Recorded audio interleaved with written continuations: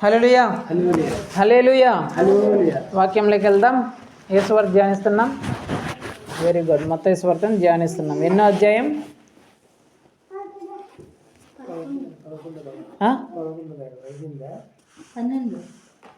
కరెక్ట్గా చెప్పండి. ఎన్నో అధ్యాయం ధ్యానిస్తున్నాం?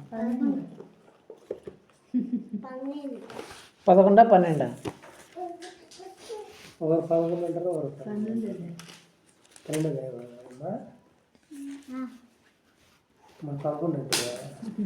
ఎన్నో అధ్యాయం ధ్యానిస్తున్నాం?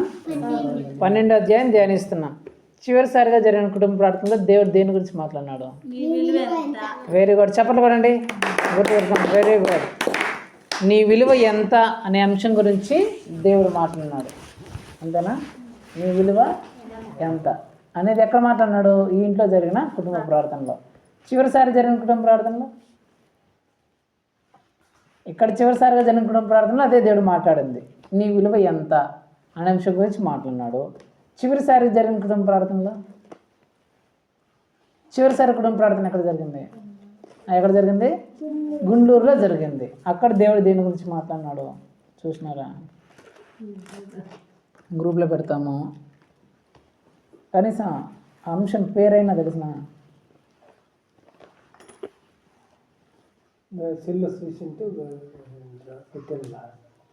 ఎందుకు పెట్టినలా?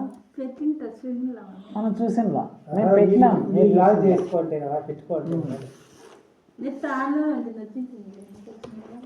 సెల్లులో వస్తుంది, స్టేటస్లో కూడా రోజు పెడతాము చూడాలని. యూట్యూబ్లో ఉంది, సెల్లులో ఉంది, స్టేటస్లో వస్తుంది. హల్లెలూయా. గుంటూరులో జరిగిన కుటుంబ ప్రార్థనలో దేవుడు దేని గురించి మాట్లాడాలంటే, గాఢమైన నిద్రకి మెలకువ కలిగిన ప్రార్థనకి కలిగే ప్రతిఫలాలు ఏంటి అనే అంశం గురించి దేవుడు మాట్లాడినాడు. గాఢమైన నిద్రకి మెలకువ కలిగిన జీవితానికి కలిగే ప్రతిఫలాలు ఎలా ఉంటాయనేది దేవుడు మాట్లాడినాడు ఆ రోజు. ఆ విషయంలో గాఢంగా నిద్రపోవడం వల్ల ఏం జరిగింది, మెలకువ కలిగి ఉండడం వల్ల ఏం జరిగింది అనే తెలుసుకోవాలనే ఆసక్తి, కోరిక, ఆతృత మీకు ఉంటే మీరేం చేయాలా? ఏం చేయాలా? అది యూట్యూబ్లో ఉంటుంది కాబట్టి మీరు కూడా చూసి ఆశీర్వదించబడాలని మీకు అందరికీ తెలియజేస్తున్నాం. సరేనా? హల్లెలూయా హల్లెలూయా హల్లెలూయా. సరే, దేవుడు ఈరోజు ఏం మాట్లాడతాడో చూద్దాం. మత్తయి సువార్త 12వ అధ్యాయం 30వ వచనం చదవమ్మా. నా పక్షమున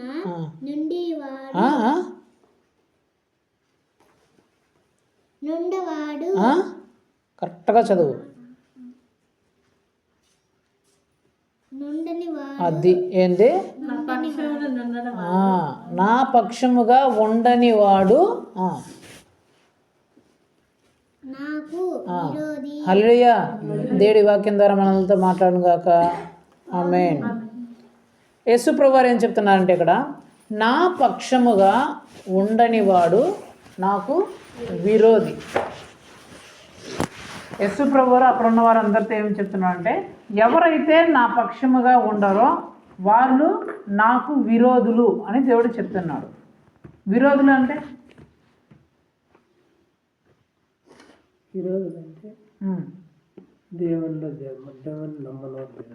విరోధి అంటే ఏంటి? విరోధులు అంటే ఏంటి? వాడితో నాకు విరోధం ఉందిరా అంటాం కదా, వాడు నాకు విరోధిరా అంటాం కదా. అంటే ఏంటి? దాన్ని ఏమంటారు మామూలుగా మన భాషలో? ఇంకా కసి, ఇంకా వాళ్ళని మనం ఏమంటాం?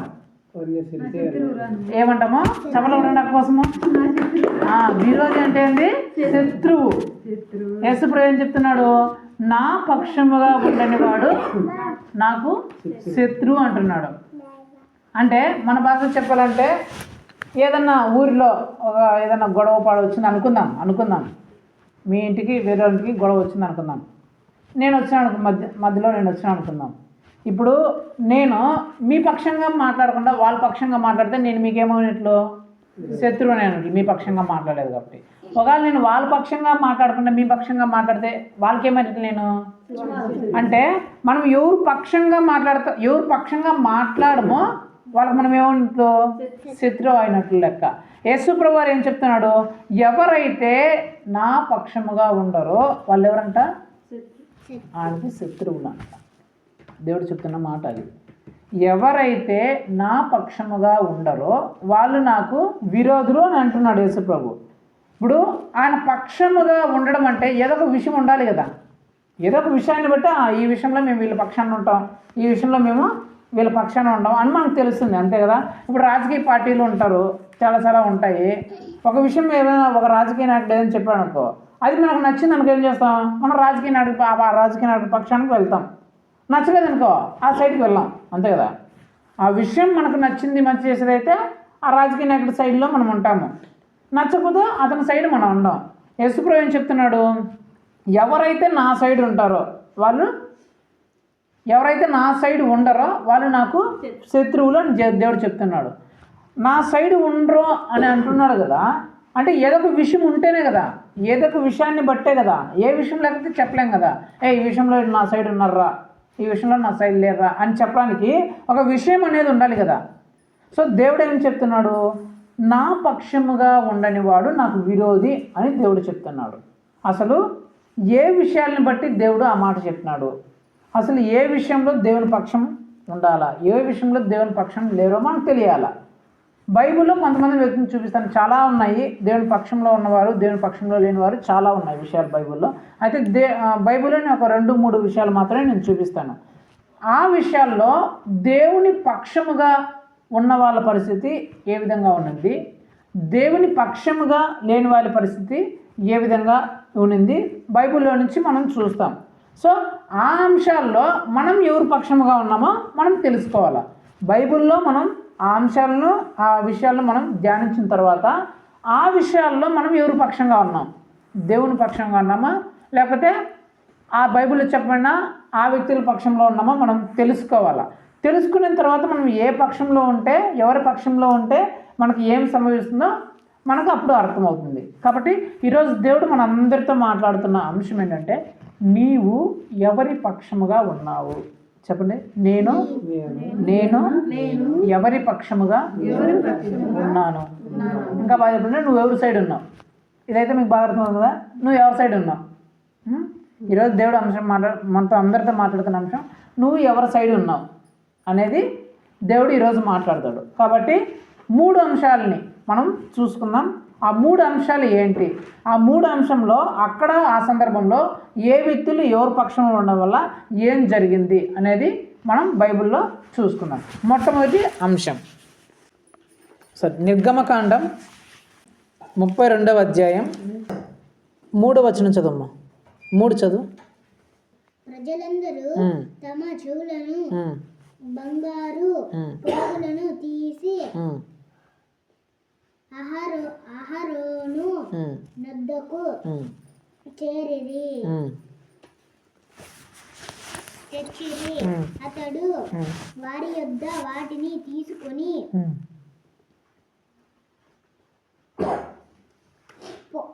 పోగరతో రూపమును ఏర్పితంచి దానిని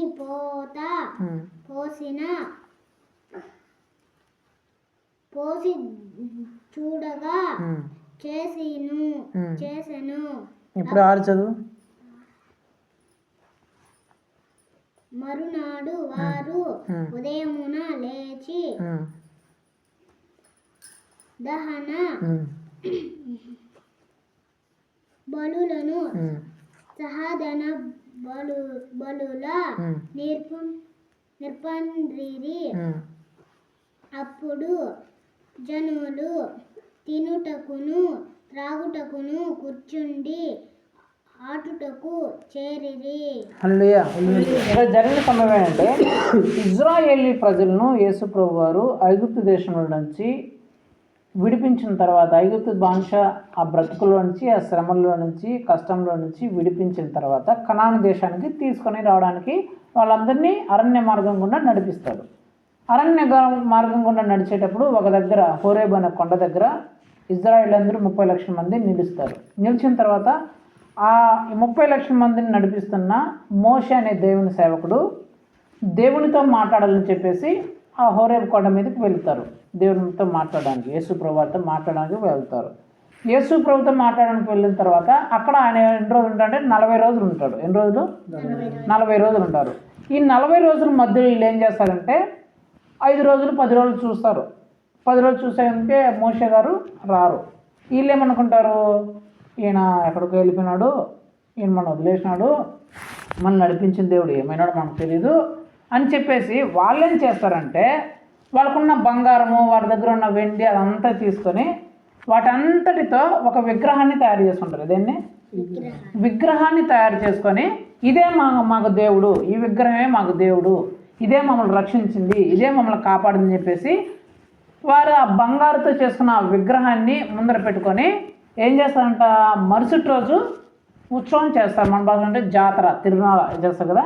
ఇట్లా ఆ విగ్రహాన్ని ఊరేగిస్తూ ఇదే మాకు దేవుడు, ఇదే మమ్మల్ని కాపాడింది, ఇదే మమ్మల్ని కాపాడింది చెప్పేసి విగ్రహానికి పూజలు చేసి బలులు అర్పించి ధూమ్ధామ్గా చేసి పటాకులు కాల్చి అవి కాల్చి ఇవి కాల్చి తినడానికి, త్రాగడానికి, డ్యాన్స్ వేయడానికి, చిందులు వేయడానికి వాళ్ళు మొదలు పెట్టినారంట.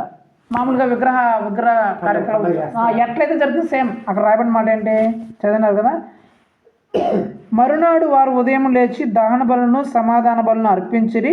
అప్పుడు జనులు తినుటకును త్రాగుటకును కూర్చుండి ఆడుటకును లేచిరి. పండగ చేశారు, పండగ మొదలుపెట్టారు, జాతర మొదలుపెట్టారు.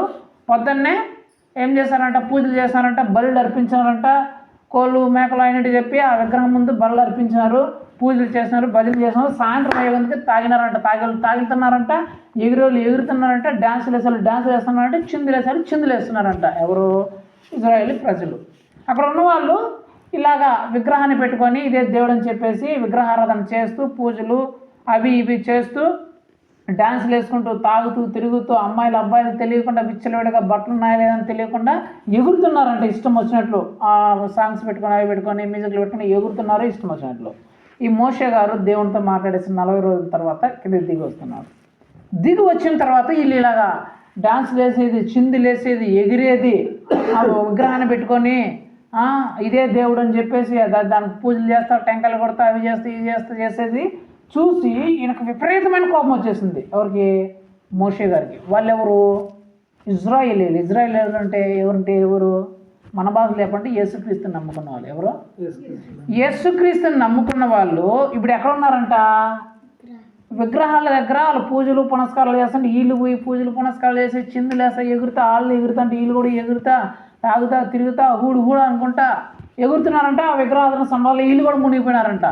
ఈ సేవకుడు దేవునితో మాట్లాడేసి ఆ ప్రార్థనతో ముగించుకొని చూస్తుంటే వీళ్ళు ఆ విగ్రహాల దగ్గర ఎగిరేది, వాళ్ళు డ్యాన్సులు, ఆ చిందులు అవన్నీ చూసి వీళ్ళకు ఉక్రోషమైన కోపం వచ్చేసిందంట. వీళ్ళు యేసు ప్రభున విడిచిపెట్టేసి ఎలాంటి మళ్ళీ పనికి మాలిన పనులు చేస్తున్నారే. ఒకప్పుడు వీళ్ళ బతుకులు ఎలా ఉన్నాయి? ఐగుప్తు దేశంలో చచ్చే బతుకుల్లో ఉన్నారు కదా, బానిస బ్రతుకుల్లో, కష్టాల్లో, శ్రమల్లో, కన్నీళ్ళతో, ఇబ్బందులతో, రోగాలతో పైగా లేని పరిస్థితులు వీళ్ళు అల్లాడిపోయే పరిస్థితుల్లో వీళ్ళు ఉంటే యేసు ప్రభు కనికరించి వీళ్ళందరినీ అలాంటి పరిస్థితుల నుంచి వీళ్ళు విడిపించాడు కదా.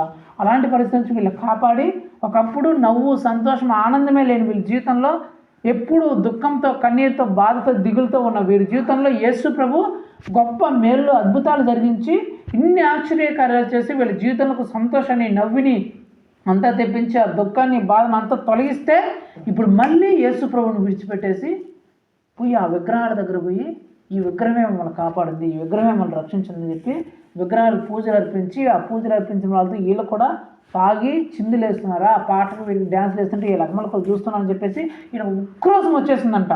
ఉక్రోషం వచ్చేసి అక్కడ నిలబడి చెప్తున్నాడు. ఏమని చెప్తున్నాడు చూడండి. ఇప్పుడు 32వ అధ్యాయం 25-26. ప్రజలు విచ్చలవిడిగా తిరుగుటకు మోసే చూసెను. వారి విరోధులలో వారికి ఎగతాళి కలుగునట్లు అహరోను విచ్చలవిడిగా తిరుగుటకు వారిని విడిచిపెట్టి ఉండెను. అందుకు మోషే పాలెం యొక్క ద్వారమున నిలిచి యెహోవా పక్షమునున్న వారందరూ నా యొద్దకు రండి అనగా లేవీలందరూ అతని యొద్దకు కూడి వచ్చిరి. ఇప్పుడు ఆ విగ్రహారాధన దగ్గర వీళ్ళు ఎలా ఉన్నారంట? ప్రజలు విచ్చలవిడిగా తిరుగుతున్నారంట. తాగేవాళ్ళు తాగుతున్నారంట, ఎగురోళ్ళు ఎగురుతున్నారంట, అబ్బాయిలు అమ్మాయిలు తెలియకుండా వాళ్ళ ఇష్ట ప్రకారం చిందులేస్తూ ఎగురుతూ తాగుతూ తిరుగుతూ తిట్టుకుంటూ బూతులు మాట్లాడుకుంటూ వీళ్ళు ఉన్నారంట. తాగేళ్ళు తాగుతున్నారు, ఎగమగ వాళ్ళని చూసే వాళ్ళు చూస్తున్నారు. మీ జాతరలో తిరణాలు మీకు తిరిగితే మీకు అన్నీ తెలుసున్నట్టే అలా ఉన్నారు. ఇది చూసి మోషే గారికి ఎక్కువ కోపం వచ్చేసి అక్కడ నిలబడి, రే వీళ్ళల్లో యేసు ప్రభు పక్షంగా ఉండేవాళ్ళు, యేసు ప్రభు సైడ్ ఉన్నవాళ్ళు ఈ పక్కన అంటారా, ఆ విగ్రహం సైడ్ ఉండేవాళ్ళు ఆ పక్కన అంటారా అంటే అక్కడ ఉండే వాళ్ళలో లేవీలందరూ యేసు ప్రభు దగ్గరకు వచ్చారు. యేసు ప్రభు పక్షంగా ఆ సేవకుడు సైడ్ వచ్చేసినారంట, మోసే సైడ్ వచ్చేసినారు. మిగిలిన వాళ్ళందరూ ఆ పక్క ఉన్నారు. ఇప్పుడు ఏం జరిగిందంటే చూడండి, 27 నేను చదువుతాను. అతడు వారిని చూచి, మీలో ప్రతివాడును తన కత్తిని తన నడుము కట్టుకొని పాలెములో ద్వారం నుండి ద్వారముకు వెళ్ళుచు, ప్రతివాడు తన సహోదరుని, ప్రతివాడు తన చెలికానిని, ప్రతివాడు తన పొరుగువానిని చంపవలనని ఇజ్రాయేలీల దేవుడైన యెహోవా సెలవిచ్చున్నాడనెను. లేవీలు మోషే మాట చొప్పున చేయగా ఆ దినమున ప్రజల్లో ఇంచుమించు 3,000 మంది కూలిరి. ఏం జరిగిందంట, ఎప్పుడైతే ఆ మాట చెప్పారో లేవీలందరూ ఈ సైడ్కి వచ్చారంట, మోషే దేవుని సేవకుడు సైడ్కి వచ్చినారంట. మిగిలిన వాళ్ళందరూ ఆ సైడ్ ఉన్నారంట. ఆ సైడ్ ఉన్న వాళ్ళు ఎంతమంది అక్కడ రాయబడినమాట, 3,000 మంది. ఎంతమంది? 3,000 మంది. మేము రాము, మేము ఆ పక్క రాము, మాకు ఇదే బాగుంది, ఈ ఎంజాయ్మెంటే బాగుంది, ఈ ఎగరడమే, తాగడమే, ఈ డ్యాన్స్లే ఇవే బాగున్నాయి అని చెప్పేసి అక్కడే ఉన్నారంట.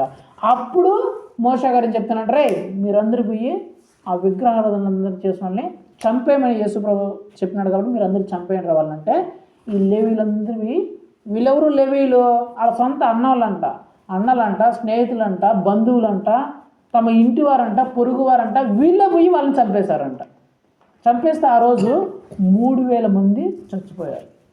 నేనేం చెప్పాలనుకుంటున్నానంటే, యెహోవా పక్షముగా ఉండకుండా విగ్రహారాధన చేసేవారి పక్షముగా వాళ్ళు ఉన్నారు.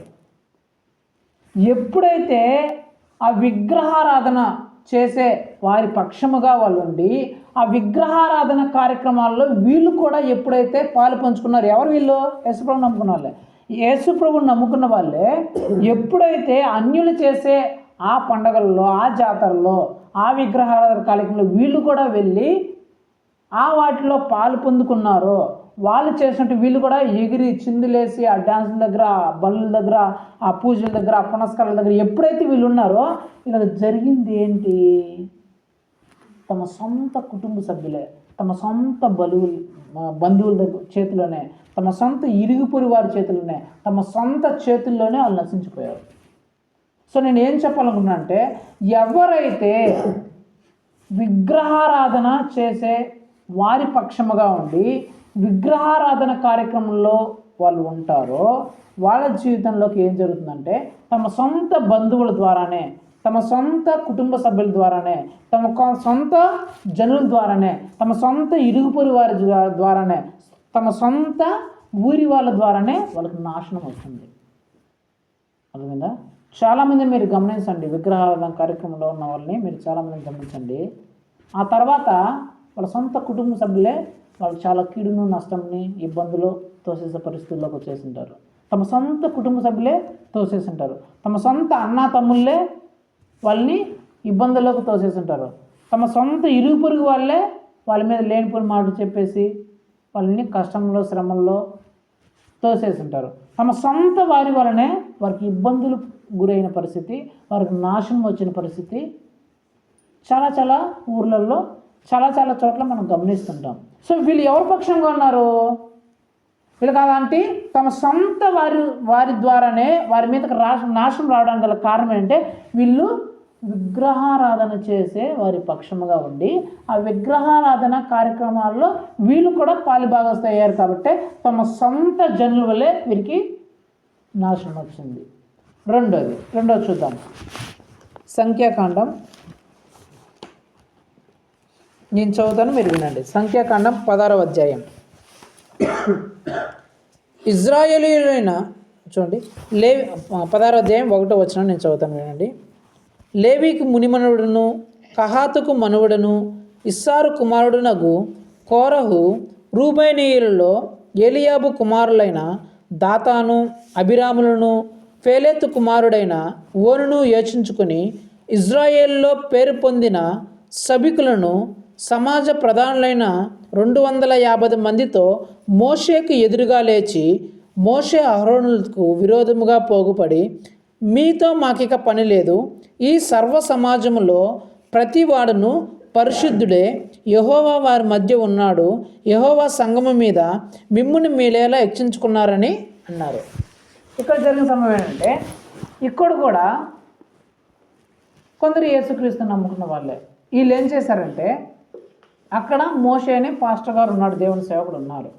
వీళ్ళందరూ ఏమంటే యేసుక్రీస్తుని నమ్ముకున్న వాళ్ళే. వీళ్ళు ఏం చేశారంటే, వీళ్ళకి అధికారం కావాలని, వీళ్ళ చేతిలో అధికారం ఉందని వీళ్ళు ఏం చేశారంటే, ఒక 250 మందిని వీళ్ళ పక్షంగా పెట్టుకొని మోషే మీదకి తిరుగుబాటుకి వెళ్ళారు. ఏయ్, నువ్వేంటి మాకు పైగా ఉండేదేంటి, మేము చెప్పినట్లు ఉండాలా, నువ్వు అసలు మాకు చెప్పడానికి అని మోషే మీద తిరుగుబాటానికి వెళ్ళారు. నువ్వు మాకు ఇంకా అవసరం లేదు, నువ్వు ఉండాల్సిన పని లేదు, మేము మా సొంతంగా మేము నిర్ణయాలు తీసుకుంటాము, మా ఇష్టం వచ్చినట్లు మేము బ్రతుకుతాము, నువ్వు మాకు సేవకుడుగా ఉండాల్సిన పని లేదు, నీ సేవ మాకు అవసరం లేదు, నువ్వు మాకు అవసరం లేదు, మా గురించి మేమే పట్టించుకుంటాము అని చెప్పేసి వీళ్ళు అక్కడున్న అధికారులతో కలిసి, ఆ ఊర్లో ఉన్న ప్రధానులు అంటే అధికారులతో కలిసి, మెయిన్ లీడర్స్తో కలిసి వీళ్ళు దేవుని సేవకుడికి వ్యతిరేకంగా లేచారంట. ఆ అధికారులు వీళ్ళు కలుసుకొని, దేవుడి సేవకుడు నువ్వు మాకు అవసరం లేదు, మాకు అధికారం ఉంది, మేము అధికారం చూసుకుంటాము, మాదంతా మేమే చూసుకుంటాం అని చెప్పేసి దేవుని సేవకుడికి వ్యతిరేకంగా లేచారు. లేచిన తర్వాత అక్కడ ఏం జరిగింది చూడండి. అప్పుడు మోషే గారు ఏం చెప్తున్నాడు. మోషే ఆ మాట విని సాగిలపడి, అటు తర్వాత అతడు కోరహుతోనూ వాని సమాజముతోనూ ఇట్లను, తనవాడు ఎవడో పరిశుద్ధుడు ఎవడో రేపు యెహోవా తెలియజేసి వాణ్ణి తన సన్నిధికి రానిచ్చును, ఆయన తాను ఏర్పరచుకుని వాణ్ణి తన యొద్దకు చేర్చుకొనును. ఇప్పుడు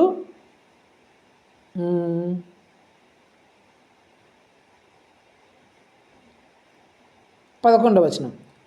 ఇందు నిమిత్తము నీవును నీ సమస్త సమాజమును యెహోవాకు విరోధముగా పోగయ్యున్నారు అని చెప్పాడంట.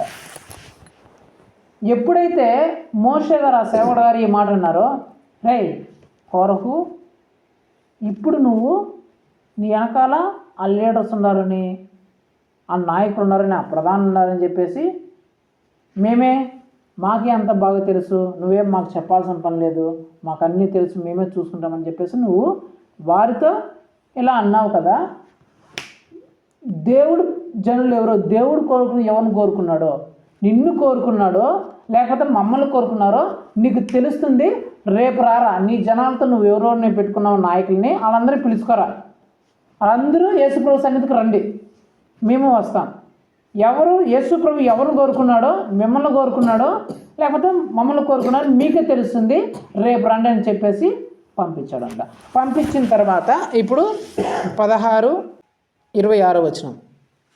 అతడు ఈ దుష్టుల గుడారముల యొద్ద నుండి తొలగిపోవుడి, మీరు వారి పాపములన్నిటిలో పాలివారై నశింపక ఉండినట్లు వారికి కలిగినదేదియు ముట్టకుడని ఆ సమాజముతో అనెను. కాబట్టి వారు కోరహు, దాతాను, అబీరాము నివాసముల యొద్ద నుండి ఇటు అటు లేచిపోగా, దాతాను, అబీరామును వారి భార్యలను, వారి కుమారులను, వారి పసిపిల్లలను తమ గుడారముల ద్వారమున నిలిచేరి. ఇక్కడ జరిగిన సమయం తర్వాత ఏం జరుగుతుందంటే, మరుసటి రోజు వస్తుంది. మరుసటి రోజు వచ్చిన తర్వాత అక్కడ అందరూ మీటింగ్ ఏర్పాటు చేస్తారు. ఈ మీటింగ్ ఏంటి? యేసు ప్రభుకి అంటే దేవుని సేవకి వ్యతిరేకన లేచిన గుంపు ఒక పక్క, లీడర్స్తో, నాయకులతో, ఆ అధికారము బలమున్న నాయకులతో కలిసిన ఒక గుంపు ఉంది. ఇక్కడేమో దేవుని సేవకుడికి సంబంధించిన ప్రజలు ఒక గుంపులో ఉన్నారు. ఇప్పుడు అందరూ ఆ ఉదయం వచ్చింది, అందరూ అక్కడ నిలబడినారు. ఇప్పుడు చెప్తున్నారు మోషే గారు ఏమని, రే ఎవరైతే దేవుని పక్షంగా ఉంటారో వాళ్ళు ఇటు రండరా, ఎవరైతే వాళ్ళ పక్షంగా ఉంటారో అడుగుండరా అని చెప్పారంట. ఎప్పుడైతే ఆ మాట చెప్పుకొని యేసు ప్రభు పక్షంగా ఉన్న వాళ్ళందరూ ఆ సేవకుడైన మోసే సైడ్ వచ్చారంట. ఈ వాళ్ళ పక్షంగా ఉన్న వాళ్ళందరూ వాళ్ళ పక్షంకి వెళ్ళారంట. వాళ్ళ పక్షానికి ఎవరు వెళ్ళారంటే వాళ్ళ భార్యలు, వాళ్ళ కుటుంబ సభ్యులు, వాళ్ళ పిల్లలు, వాళ్ళ బంధువులు వాళ్ళ పక్షంగా వెళ్ళారు. అంటే మాకు నువ్వు అవసరం లేదు, మేమే ఈ విషయంలో మేమే అధికారం చెలాయిస్తామని చెప్పేసి వీళ్ళందరూ వాళ్ళ పక్షంగా వెళ్ళారు. అప్పుడు ఏం జరిగిందో చూద్దాం. ఇప్పుడు 28వ వచనం. మోషే, ఈ సమస్త కార్యములను చేయుటకు యెహోవా నన్ను పంపిననియు నా అంతట నేనే వాటిని చేయలేదనియు దీనివలన మీరు తెలుసుకొందురు. మనుష్యులందరికీ వచ్చు మరణము వంటి మరణము వీరు పొందిన ఎడల సమస్త మనుషులకు కలిగినదే వీరికి కలిగిన ఎడలను యెహోవా నన్ను పంపలేదు. అయితే యెహోవా గొప్ప వింత పుట్టించటం వలన వారు ప్రాణములతోనే పాతాళములో కూలినట్లు భూమి తన నోరు తెరచి వారికి కలిగిన సమస్తను మింగివేసిన ఎడల వారు యెహోవాను అలక్ష్యం చేశారని మీకు తెలియనను. అతడు ఆ మాటలన్నీ చెప్పి చాలించగానే వారి క్రింద నేల నెరవిడిచెను.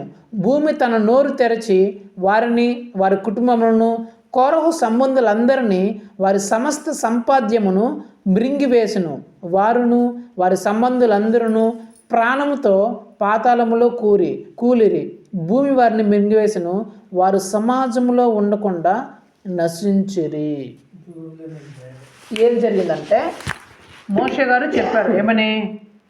ఆలో గుంపు ఈలో గుంపుగా నిలబడి మోషే గారు చెప్తున్నారే, ఈ కార్యములన్నీ యేసు ప్రభువే నా ద్వారా జరిగించినాడని మీకు తెలియాలంటే, అందరికీ మరణం వచ్చినట్లే మీకే సాధారణ మరణం వస్తే అందరూ మామూలుగా చనిపోయి సమాధిలో పెట్టబడినట్లు మీరు కూడా సాధారణంగా చనిపోయి సమాధిలోకి మీరు పోతే యేసు ప్రభు నన్ను పంపించలేదు.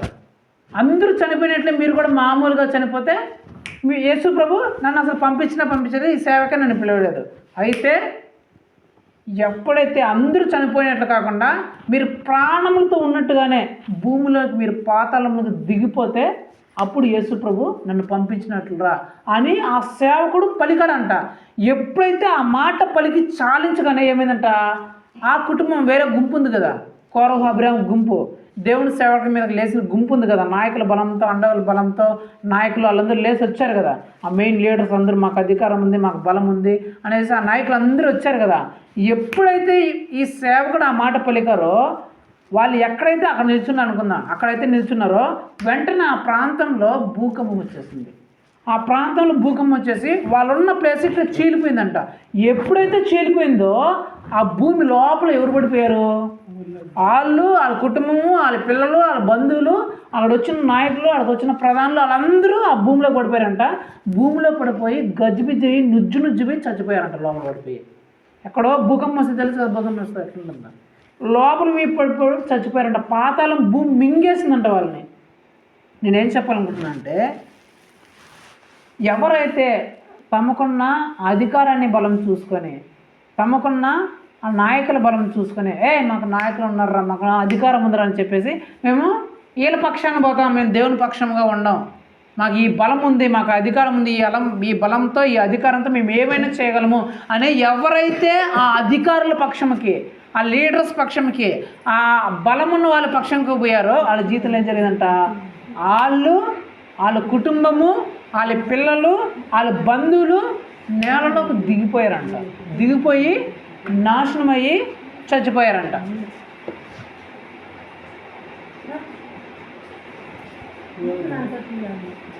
ఏం బుక్ ఆడబెట్టినావా?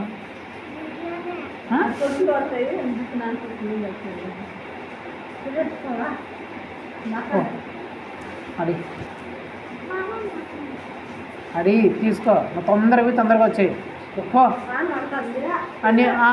నీకు వానపడదా? నువ్వు అడుగులు వేసుకుని పోయేది ఎప్పుడు, వచ్చేది ఎప్పుడు? సరేనండి. ఎప్పుడైతే వాళ్ళ అధికారాన్ని బలాన్ని చూసుకొని, మాకు ఈ అధికారం ఉంది, మాకు ఈ బలం ఉంది, మేము ఏమైనా చేయగలం, ఇలా మేము అంతు చూడగలం, ఇలా మేము ఓడించగలం అని ఎప్పుడైతే అధికారాన్ని, ఆ బలముని చూసుకొని ఎప్పుడైతే దేవుని సేవకునికి విరోధంగా లేచారో దేవుడు ఏం చేశాడంట, వాళ్ళొక్కరినే విడిచిపెట్టలేదు, వాళ్ళొక్కరిని చంపలేదంట. దేవుడు ఏం చేశాడంట, వాళ్ళని, వాళ్ళ కుటుంబాన్ని, వాళ్ళ పిల్లల్ని, వాళ్ళ భర్తల్ని, భార్యని అందరినీ ఒక దెబ్బతో చంపారేశాడంట. నేనేం చెప్పాలనుకున్నానంటే, మాకు అధికారం ఉంది, మాకు బలం ఉంది, మాకు నాయకులు ఉన్నారని చెప్పేసి ఆలు పక్షంగా పోయిన వాళ్ళ పరిస్థితి ఏమందంటే, తమ కుటుంబాలతో పాటు నాశనంలోకి దిగిపోయారు. మొట్టమొదటిగా దేవుని పక్షముగా కాకుండా విగ్రహారాధన పక్షంగా వెళ్ళిన వారు ఏమయ్యారు? తమ సొంత జనుల చేతనే, సొంత వారి చేతనే నాశనాన్ని తెచ్చుకున్నారు. రెండోదిగా మాకు అధికారం ఉంది, మాకు బలం ఉంది, మాకు పలుకుబడి ఉంది, మాకు నాయకులు ఉన్నారని చెప్పేసి నాయకుల పక్షంగా, అధికారుల పక్షంగా, బలం పక్షంగా పోయి దేవునికి పక్షంగా ఉండకుండా పోయిన వాళ్ళు ఏమైనారు? తాము, తమ కుటుంబ సభ్యులు, తమ పిల్లలు అందరూ ఒక రోజే నాశనంలోనికి వెళ్ళిపోయారు. మూడోది చూద్దాం. మత్తయి సువార్త 27వ అధ్యాయం 15 నుంచి 18 వరకు. జనులు కోరుకుని యొక్క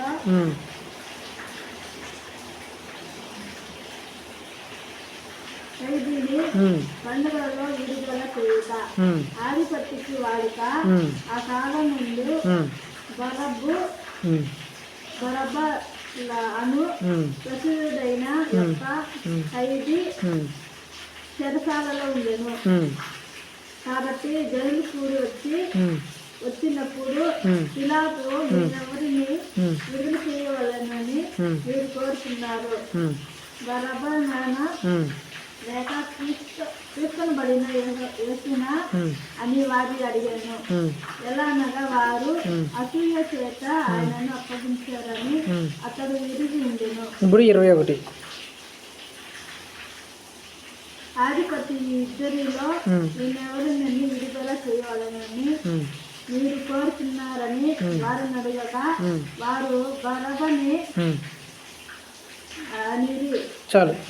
ఇక్కడ జరిగిన సమయం ఏంటంటే యేసు ప్రభు వారు అది సిలువ వేయబడే సమయం. యేసు ప్రభు వారిని సిలువ వేయడానికి తీసుకుపోయే ముందు యేసు ప్రభు వారిని అక్కడ నిలబెట్టారు సభలో. ఆ దేశం యొక్క వాడిక ఏంటంటే ఆ పండుగ వచ్చినప్పుడు ఒక ఖైదీని వారి కోసం విడుదల చేస్తారు. ప్రజల కోసం, ప్రజలు కోరుకుంటే ఎన్నో సంవత్సరాలుగా చెడు పనులు, పాప పనులు చేసి క్రిమినల్గా జైలుకి వెళ్ళిన ఒక వ్యక్తిని ఆ పండగ సమయంలో కోరుకుంటే అది ఎలాంటి వ్యక్తినైనా సరే ఆ వ్యక్తిని విడుదల చేస్తారు. అతన్ని ఎలాంటి పనులు చేసినా సరే, ఎలాంటి భయంకరమైన క్రిమినల్ అయినా సరే విడుదల చేస్తారు. ప్రజలు కోరుకున్నారు, ఈ పండగ సమయంలో కోరుకున్నారని చెప్పేసి రాజు ఆ ప్రజలని ఇష్టాన్ని పొందుకోవడానికి వాళ్ళు కోరుకున్నట్లుగా వారు కోరుకున్న ఖైదీని విడుదల చేస్తారు. అసలు ఎలాంటి క్రిమినల్ అయినా సరే. అలాంటి సందర్భం ఇక్కడ వచ్చింది. ఇక్కడ ఏం సందర్భం అంటే బరబ్బా అనే ఒక బందిపోటు దొంగ ఉన్నాడు. చాలా బందిపోటు దొంగకి బందిపోటు దొంగకి తేడా ఏంటంటే, దొంగ అంటే ఏంటంటే ఎవరు లేనప్పుడు, అందరూ పడుకున్నప్పుడు, ఎవరికి తెలియకుండా ఇంట్లో సామాగ్రి అంతా ఎత్తుకెళ్ళిపోయినప్పుడు వారిని ఏమంటారు? దొంగ అంటారు. బందిపోటు దొంగ అంటే ఏంటంటే అందరూ మేలుకొని ఉన్నారు, అందరూ ఉన్నాడు, వీడు జనాలు వేసుకొని వచ్చేసి రౌడీజం చేసి ఆ ఇంట్లో అందరూ ఎత్తుకెళ్ళిపోయినాడు అనుకో, దాన్ని ఏమంటారు? బందిపోటు దొంగ అంటారు. అర్థమైందా? దొంగకి బందిపోటు దొంగకి. దొంగ అంటే ఎవరికి తెలియకుండా ఎత్తుకొని వెళ్ళిపోయాడు దొంగ. బందిపోటు దొంగ అంటే అందరికి తెలిసి బలవంతంగా వీళ్ళు కొట్టి చంపి లాక్కొని వెళ్ళిపోయాడు బందిపోటు దొంగ. సో ఇలాంటి భయంకరమైన పనులు చేసిన ఒక క్రిమినల్ని, ఒక ఖైదీని అక్కడ పెట్టారు. అతనితో పాటు యేసు ప్రభుని పెట్టారు. సో పెట్టి అక్కడికి వచ్చిన ప్రజలందరినీ చూసి, ఈ పండగలో మీకు ఒక ఖైదీని మేము విడుదల చేస్తాం కదా, ఇప్పుడు యేసు ప్రభుని వీళ్ళు ఖైదీగా పట్టించినారు, నేరం చేసినారని. ఇలాగా బరబ్బ అంటే అలా అనేక పాపం పనులు చేసి, చెడు పనులు చేసిన ఈ వ్యక్తిని ఖైదీగా ఇక్కడ పెట్టాం. ఇప్పుడు వీళ్ళిద్దరిలో మీరు ఎవరిని కోరుకుంటారు? ఎవరి పక్షంగా మీరు ఉంటారు? మీరు ఈ పాపిష్టి పనులు చేసిన, ఈ చెడు పనులు చేసిన, ఈ భయంకరమైన పనులు చేసిన ఈ బరబ్బా అనే దొంగ పక్షంగా మీరు ఉంటారా? పక్షంగా ఉండి బరబ్బాను కోరుకుంటారా? లేకపోతే ఈ నీతిమంతుడైన, ఈ దేవుడు అని పిలవబడుచున్న, ఈ క్రీస్తు అని పిలవబడుచున్న ఈ యేసు ప్రభు పక్షంగా మీరుండి యేసు ప్రభు పక్షంగా యేసు ప్రభుని మీరు కోరుకుంటారా అని అక్కడ ఉన్న ప్రజలందరిని అడిగితే ఆ ప్రజలు ఎవరు కోరుకున్నారంట? మాకు బరబ్బాను విడుదల చేయండి, మాకు బరబ్బా కావాలా, యేసు ప్రభు మాకొద్దు, మేము బరబ్బా పక్షముగా ఉన్నాము అని చెప్పేసి అక్కడ ఉన్న ప్రజలందరూ ఎవరు కోరుకున్నారంట? పాపిష్టి పనులు చేసే, చెడు పనులు చేసే, నీచమైన పనులు చేసే, భయంకరమైన పనులు చేసే, ఇతరులకి నష్టాన్ని, ఇతరులకి దుఃఖాన్ని, కన్నీటికి కారణమయ్యే పనులు చేసే ఒక వ్యక్తిని కోరుకున్నారంట. ఆయన పక్షంగా, ఆ వ్యక్తి పక్షంగా ఉండి మాకు ఇతనే కావాలా, మాకు యేసు ప్రభు వద్దు అని చెప్పేసి ఆ వ్యక్తిని కోరుకున్నారంట ఈ వ్యక్తులు, అక్కడున్న ప్రజలందరూ. ఎప్పుడైతే ఆ వ్యక్తిని కోరుకున్నారో ఆ తర్వాత కాలంలో జరిగింది ఏంటంటే, ఆ కోరుకున్న వ్యక్తులు యొక్క పిల్లలు యెరూషలేము వీధుల్లో, ఆ తర్వాత ఒక రాజు వచ్చి వాళ్ళ పిల్లల్ని, మనం బట్టలు ఎలా ఉతుకుతాం కదా, అట్లా పిల్లల్ని చేతులతో కాళ్ళు ఇట్లా పట్టుకొని ఇట్లా వేసి నేలకేసి ఇసురు కొట్టేవాడంట. తలలు పగిలిపోయి నుజ్జు నుజ్జు అయిపోయేలాగంట. ఆ తర్వాత వీళ్ళ పిల్లలు ఎలాగ మార్చబడ్డారంటే, ఆ తర్వాత వచ్చిన యేసుప్రభు వారు చనిపోయిన తర్వాత చాలా కాలానికి వచ్చిన తర్వాత అక్కడికి ఒక రాజు వచ్చి ఆ ఊర్లో ఉన్న ప్రజలందరినీ పట్టుకొని, వాళ్ళ పిల్లలు ఇలాంటి పిల్లలు దొరికితే, ఇలాంటి చిన్నపిల్లలు దొరికితే కాళ్ళతో వేసి కొడితే ఆ తలలు ఆ రోడ్డు మీద పడితే తలలు పచ్చడి అయిపోయాయంట. అక్కడ ఉండే ఊర్లో ఉన్న వాళ్ళందరినీ కత్తులు తీసుకొని నరికి చంపించాడంట ఆ యొక్క రాజు వాళ్ళందరినీ. నేను ఎందుకు చెప్తానంటే ఈ మాట, అక్కడున్న వ్యక్తులు మీరు ఎవరి పక్షంగా ఉంటారా? ఈ పాపిష్టి పనులు చేసి వీళ్ళ పక్షంగా ఉంటారా, లేకపోతే యేసు ప్రభు పక్షంగా వచ్చి ఈ నీతిమంతుడు, ఈ పరిశుద్ధుడు, ఈ మంచి మార్గాన్ని బోధిస్తున్న ఈ నీతిమంతుడి పక్షంలోకి మీరు వస్తారంటే మాకు నీతిమంతుడు, మాకు ఈ పాపిష్టి బతికే మాకు బాగుంది, ఈ పాపం చేసేవాళ్ళు మాకు బాగున్నారు, ఈ పాపిష్టి పనులు చేసేవాళ్ళు మాకు నచ్చినారు, ఈ పాపాలు, ఈ చెడు పనులు చేసేవాళ్ళు మాకు బాగా ఇష్టంగా ఉన్నారు, ఈ చెడు పనులే మాకు బాగున్నాయి, ఈ పాప పనులు చేసే వాళ్ళతోనే మేము ఫ్రెండ్షిప్ చేస్తాము, ఈ చెడు పనులు చేసేవాళ్ళే మాకు బాగున్నారు, మాకు వీళ్ళే ఇవ్వండి, వాళ్ళు మమ్మల్ని తిట్టినా, వాళ్ళు మమ్మల్ని తాగుబోతులు చేసినా, మమ్మల్ని తిరిగిపోతులు చేసినా, మాకు అక్రమ సంబంధం అంటగట్టినా, బీడీలు సిగరెట్ల పనులు చేసినా, అమ్మాయిలతో అబ్బాయిలతో తిరిగినా, ప్రేమ వ్యవహారాలు పెట్టుకొని శరీరాలను పాడు చేసుకున్నా సరే మాకు వీళ్ళే కావాలా, ఆ పరిశుద్ధుడు మాకొద్దు, ఆ నీతిమంతుడు మాకొద్దు, ఆ మంచి మార్గం మాకొద్దు అని చెప్పేసి ఈ పాపిష్టి పనులు చేసే ఈ వీళ్ళ పక్షంగానే వీళ్ళు రావడం వల్ల తమ పిల్లలు తాము భయంకరంగా చంపబడ్డారు. నేను మూడో అంశంగా ఏం చెప్పాలనుకుంటున్నా అంటే, వీళ్ళంత భయంకరంగా చంపడానికి గల కారణం ఏంటంటే, పరిశుద్ధుడైన నీతి కలిగిన మంచి మార్గాన్ని వాళ్ళు వద్దనుకొని పాప మార్గాన్ని వాళ్ళు కోరుకున్నారట ప్రజలందరూ.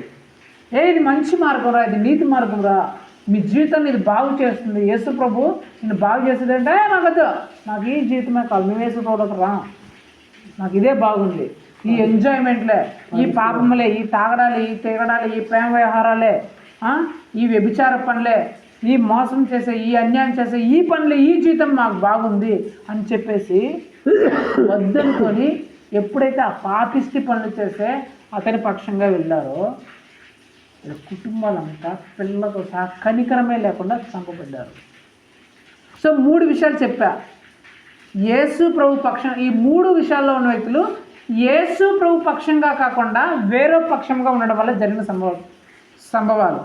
సో మొదటి వాళ్ళు యేసు ప్రభు పక్షంగా కాకుండా విగ్రహాల పక్షంగా ఉండి విగ్రహారాధన, పండగలు, ఆ పబ్బాలు, ఆ జాతరలు, వాటన్నిటిని చేయడం వల్ల తమ సొంత బంధువుల చేత, సొంత జనుల చేతే చంపబడ్డారు, నాశనం చేయబడ్డారు. రెండోదిగా యేసు ప్రభు పక్షంగా కాకుండా నాయకుల పక్షంగా, నాయకులు అండ చూసుకొని, లీడర్స్ అండ చూసుకొని, వాళ్ళ అధికారాన్ని చూసి వారి పక్షంగా వెళ్ళిన వాళ్ళు వాళ్ళ కుటుంబాలు, వాళ్ళ పిల్లలు భూమిలోనికి ఒక్క క్షణంలోనే దిగిపోయి నాశనం అయిపోయారు. మూడోదిగా యేసు ప్రభు పక్షంగా ఉండకుండా పాపిష్టి పనులు చేసేవాళ్ళు, పాప పనులు చేసే వాళ్ళ పక్షంగా వెళ్ళిన ఆ కుటుంబాలు ఏమయ్యంటే తమ పిల్లలు తమ కనికరము లేకుండా చంపబడ్డారు. వీళ్ళందరూ ఎవరు? యేసు ప్రభు పక్షంగా ఉండకుండా లోకము పక్షంగా ఉన్న వాళ్ళ పరిస్థితి ఇలాగైంది. మరి లోకము పక్షముగా ఉండకుండా యేసు ప్రభు పక్షంగా ఉన్న వాళ్ళ పరిస్థితి కూడా ఏమైందో మీరు చూడాలి కదా. దేవుని ప్రభు పక్షంగా ఉండకుండా లోకం పక్షంగా ఉన్న వాళ్ళ పరిస్థితి ఏమైందో మీరు చూస్తున్నారు. ఇప్పుడు లోకము పక్షముగా ఉండకుండా దేవుని పక్షంగా ఉన్న వాళ్ళు ఏమయ్యారు కూడా ఒక ముగ్గురు చేసి మనం ముగించేద్దాం, సరేనా? చూద్దాం. మొట్టమొదటి వ్యక్తులు దానియేలు,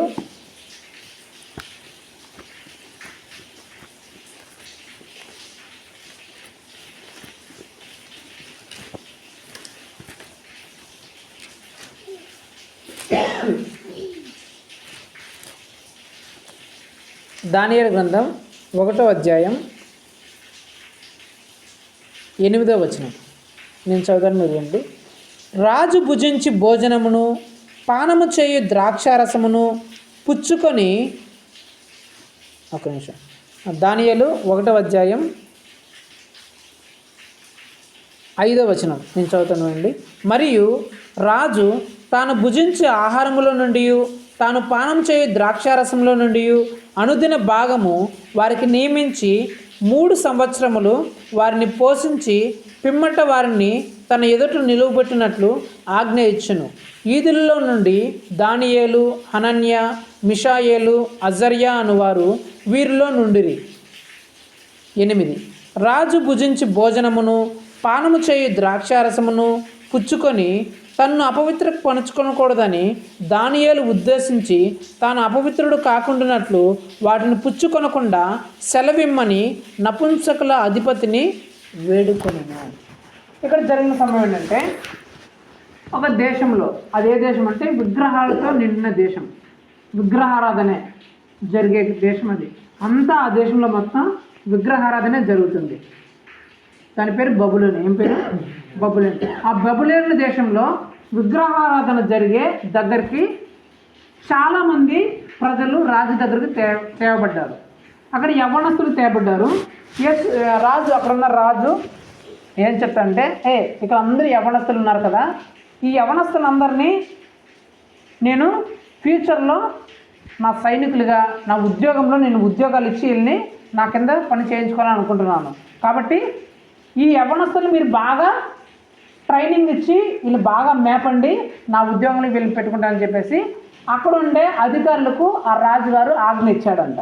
మామూలుగా చెప్తారు కదా, నాయకులు ఎవరైనా ఉంటే వీళ్ళు యవ్వనస్తులు వీళ్ళు ఉండారు, ఈ పిల్లలు చదువుకునే పిల్లలు ఉన్నారు, వీళ్ళందరూ మనం ట్రైనింగ్ ఇస్తే మన దగ్గర వీళ్ళు పనులు పెట్టుకో, మన పనులు చేయించుకోవచ్చు అని చెప్పేవాళ్ళు ఉంటారు కదా. అలాగే రాజుగారు కూడా చెప్పారంట. అక్కడికి వచ్చిన యవ్వన కాలంలో వచ్చిన యవ్వనస్తులు అందరినీ పిలిపించి, ఇక్కడ యవ్వనస్తులు ఉన్నారు, వీళ్ళందరికీ బాగా ట్రైనింగ్ అండి, వీళ్ళు నేను ఉద్యోగంలో పెట్టుకుంటాను, నాకు నచ్చిన వాళ్ళు మీరు బాగా ట్రైనింగ్ ఇస్తే ఆ తర్వాత వీళ్ళు నేను చూసి ఎవరైతే బాగున్నాయో, ఎవరైతే మంచిగా తెలివి కలిగి ఉన్నారో వాళ్ళు నేను నా దగ్గర జాబ్లో పెట్టుకుంటాను. కాబట్టి మీరు ఈ యవ్వనస్తులందరికీ మీరు బాగా ట్రైనింగ్ ఇవ్వండి. ట్రైనింగ్తో పాటు మీరు ఏం చేయాలంటే వాళ్ళు బాగా బలంగా ఉండేటట్లు నేను ఏమైతే తింటానో, ఏమైతే తాగుతానో వాటినే వీళ్ళు కూడా పెట్టండి అని రాజుగారు చెప్పారంట. రాజుగారు ఏం తింటారు, ఏం తాగుతారు? ఇప్పుడు మందు తాగుతారు రాజులు. తినేది ఎప్పుడు చికెన్లు, మటన్లు, ఎలాంటి చికెన్లు, ఎలాంటి మటన్లు, ఎలాంటి మాంసమైనా తింటారు. ఆ మాంసం ఈ మాంసం లేదు. ఆ కాలంలో వాళ్ళు ఎవరు విగ్రహాలు నమ్ముకున్న వాళ్ళని చెప్పారు కదా, అదంతా విగ్రహాల దేశమే. ఆ రాజు ఏం తింటాడంటే మందు, బాగా మందు తాగుతాడు. అక్కడ రాయబడిన మాట ద్రాక్షారసంలో నేను భోజించు ఆహారం ఇవ్వమన్నారు కదా. ద్రాక్షారసం అంటే మన బాధ చెప్పంటే మందు. నేను తాగే మందులే వాళ్ళకి ఇవ్వండిరా, ఏ మందు కావాలంటే ఆ మందు ఇవ్వండి, ఏ బ్రాండ్ కావాలంటే ఆ బ్రాండ్ మందు వాళ్ళకి ఇవ్వండి. నేను తినే ఆహారం వాళ్ళు ఏం తింటారంటే, వాళ్ళు పూజ చేయకుండా బలి ఇవ్వకుండా ఆహారాన్ని తినడం. వాళ్ళ దేవతల దగ్గర విగ్రహాల దగ్గర బలి ఇచ్చి ఆ విగ్రహాల దగ్గర పెట్టిన ఆ మాంసాన్ని తీసుకొని వచ్చి చికెన్లు, మటన్లు వండి, మాంసాలు వండి తింటారు ఆ రాజులు గారు. సో ఇప్పుడు వీళ్ళు ఏం తినాలా?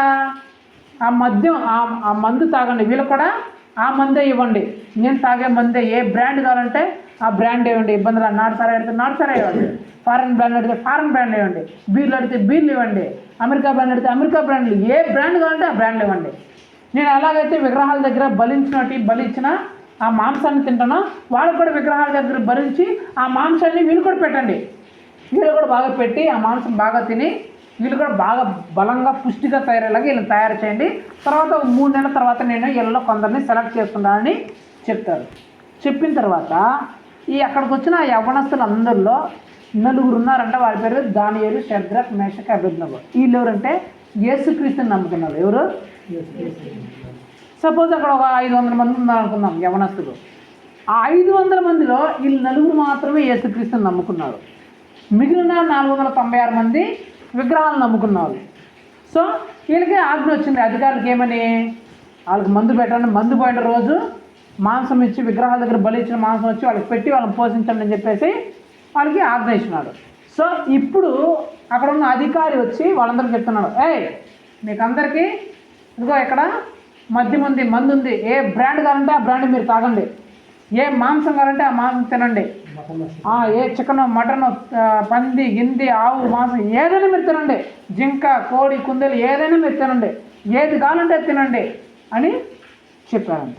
చెప్పగానే ఈ దానియేలు షద్రకు మేషకు అబేద్నెగోలు యేసుక్రీస్తుని నమ్ముకున్నారు కదా, ఆ అధిపతి దగ్గరికి వచ్చి అయ్యా ఈ మాంసం అంతా ఎక్కడి నుంచి తెచ్చారంటే అది చెప్పంట, మా విగ్రహాల దగ్గర మేము బలిచ్చి తీసుకొని వచ్చినాం, ముందు మేము నైవేద్యం పెట్టకుండా మేము ఎవరికి ఏం పెట్టాం, కాబట్టి మా విగ్రహాల దగ్గర బలి ఇచ్చి ఇక్కడ పెట్టాము, మీరు కూడా తినండి అని చెప్తే అని అంటున్నారంట, అయ్యా మేము వాటిని తినము, మేము వాటిని ముట్టము, వాటిని తినము, వాటిని ముడితే వాటిని తింటే మేము అపవిత్రమవుతాం, మేము యేసుక్రీస్తుని నమ్ముకున్న వాళ్ళము, మేము యేసుక్రీస్తుని నమ్ముకున్న వాళ్ళం కాబట్టి వీటిని మేము తింటే మేము అపవిత్రం అయిపోతాము అంటే అధిపతికి చెప్పలేదు. వీళ్ళు అనుకుంటున్నారు ఏమని, మేము యేసుక్రీస్తుని నమ్ముకున్న వాళ్ళము, యేసుక్రీస్తుని నమ్ముకున్న మేము విగ్రహాల దగ్గర పెట్టినవి మేము తినకూడదు, విగ్రహాల దగ్గర పెట్టిన ప్రసాదాలు కానీ ఆ బలులు అర్పించిన వాటిని ఏమంటారు, విగ్రహాల దగ్గర చేస్తారు కదా వంటలు, విగ్రహాల దగ్గర చేస్తారు కదా అని ఏమంటారు బా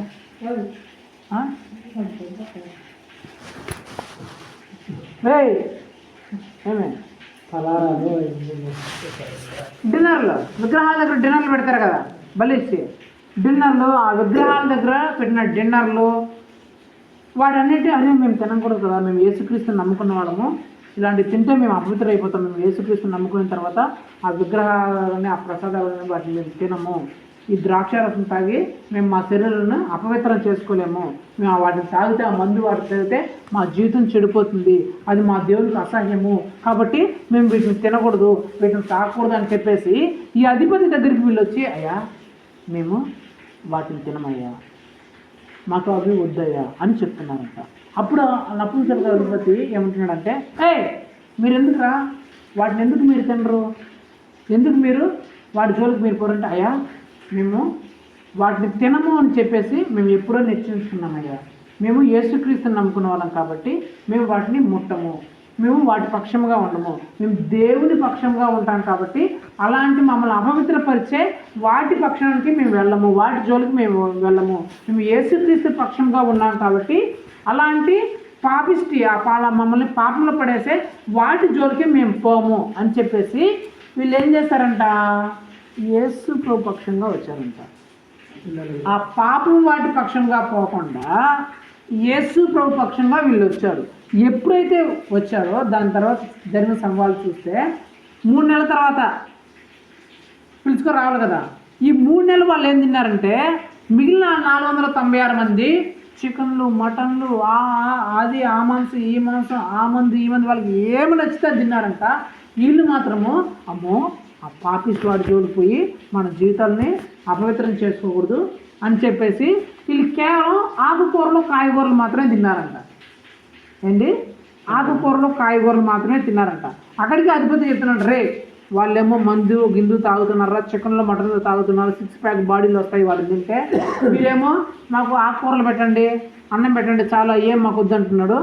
ఒరే ఎక్కడైనా ఆకుకూరలు అన్నాలో ఇది తింటే ఎవరైనా బలుస్తారా, చికెన్లు మటన్లు తింటేనే కదా బాగా బలిసేది, చూడండి మందు తాగినారు ఎట్లా బలిసినారో, చికెన్లు మటన్ తిన్నారు చూడండి ఎంత బలంగా ఉన్నారో, మీరు ఇప్పుడు కానీ ఇలాగ తింటే మీరు కానీ బలంగా కనిపించకపోతే రాజు నన్ను చంపేస్తారా అని ఇతను అధిపతి చెప్తాడు. అయినా సరే అయ్యా మీరు ఒకసారి మమ్మల్ని పరీక్షించండి, వాళ్ళకి మందు మాంసమే పెట్టండి మాకు ఇదే పెట్టండి, తినిన తర్వాత మీరు ఒక నెల తర్వాత మమ్మల్ని పరీక్షించండి, వాళ్ళు బాగున్నారు మమ్మల్ని బాగున్నారు చూడండి, ఒకవేళ మేము బాగలేదనుకో వాళ్ళే బాగున్నారనుకో మాకు కూడా అయ్యే పెట్టండి మేము తింటాం, అలా కాకుండా మేము బాగున్నాం అనుకో అప్పుడు మీరే నిశ్చయించుకోండి అని చెప్తారు. తర్వాత 4 రోజుల తర్వాత వాళ్ళని కంపేర్ చేస్తే ఇల్లే బాగుంటారు. 3 నెలల తర్వాత ఇప్పుడు రాజు దగ్గరికి వెళ్తారు. దీనికోసము రాజు సెలెక్ట్ చేయాల, రాజు కోరుకోవాలా, తన రాజ్యములో అధికారులుగా నిలబెట్టాలి కొందరిని. అదే కదా, దానికోసమే కదా వీళ్ళందరినీ ప్రిపేర్ చేసినారు. నా దేశంలో వీళ్ళని అధికారులుగా మార్చాలా, నా దేశాన్ని వీళ్ళు పరిపాలించాలనే ఉద్దేశంతో వీళ్ళందరూ పిలిపించినారు. ఇప్పుడు బాగా కొందరు తినేవాళ్ళేమో తిన్నారు, వీళ్ళేమో శాకాహారం తిన్నారు, అక్కడికి వచ్చినారు. ఆ టైం వచ్చింది. 500 మంది నిలబడుకున్నారంట. 500 మంది నిలబడుకుంటే 500 మందిలో అక్కడ చదువుతాను, నేను అమ్మాట చదువుతాను. 1వ అధ్యాయం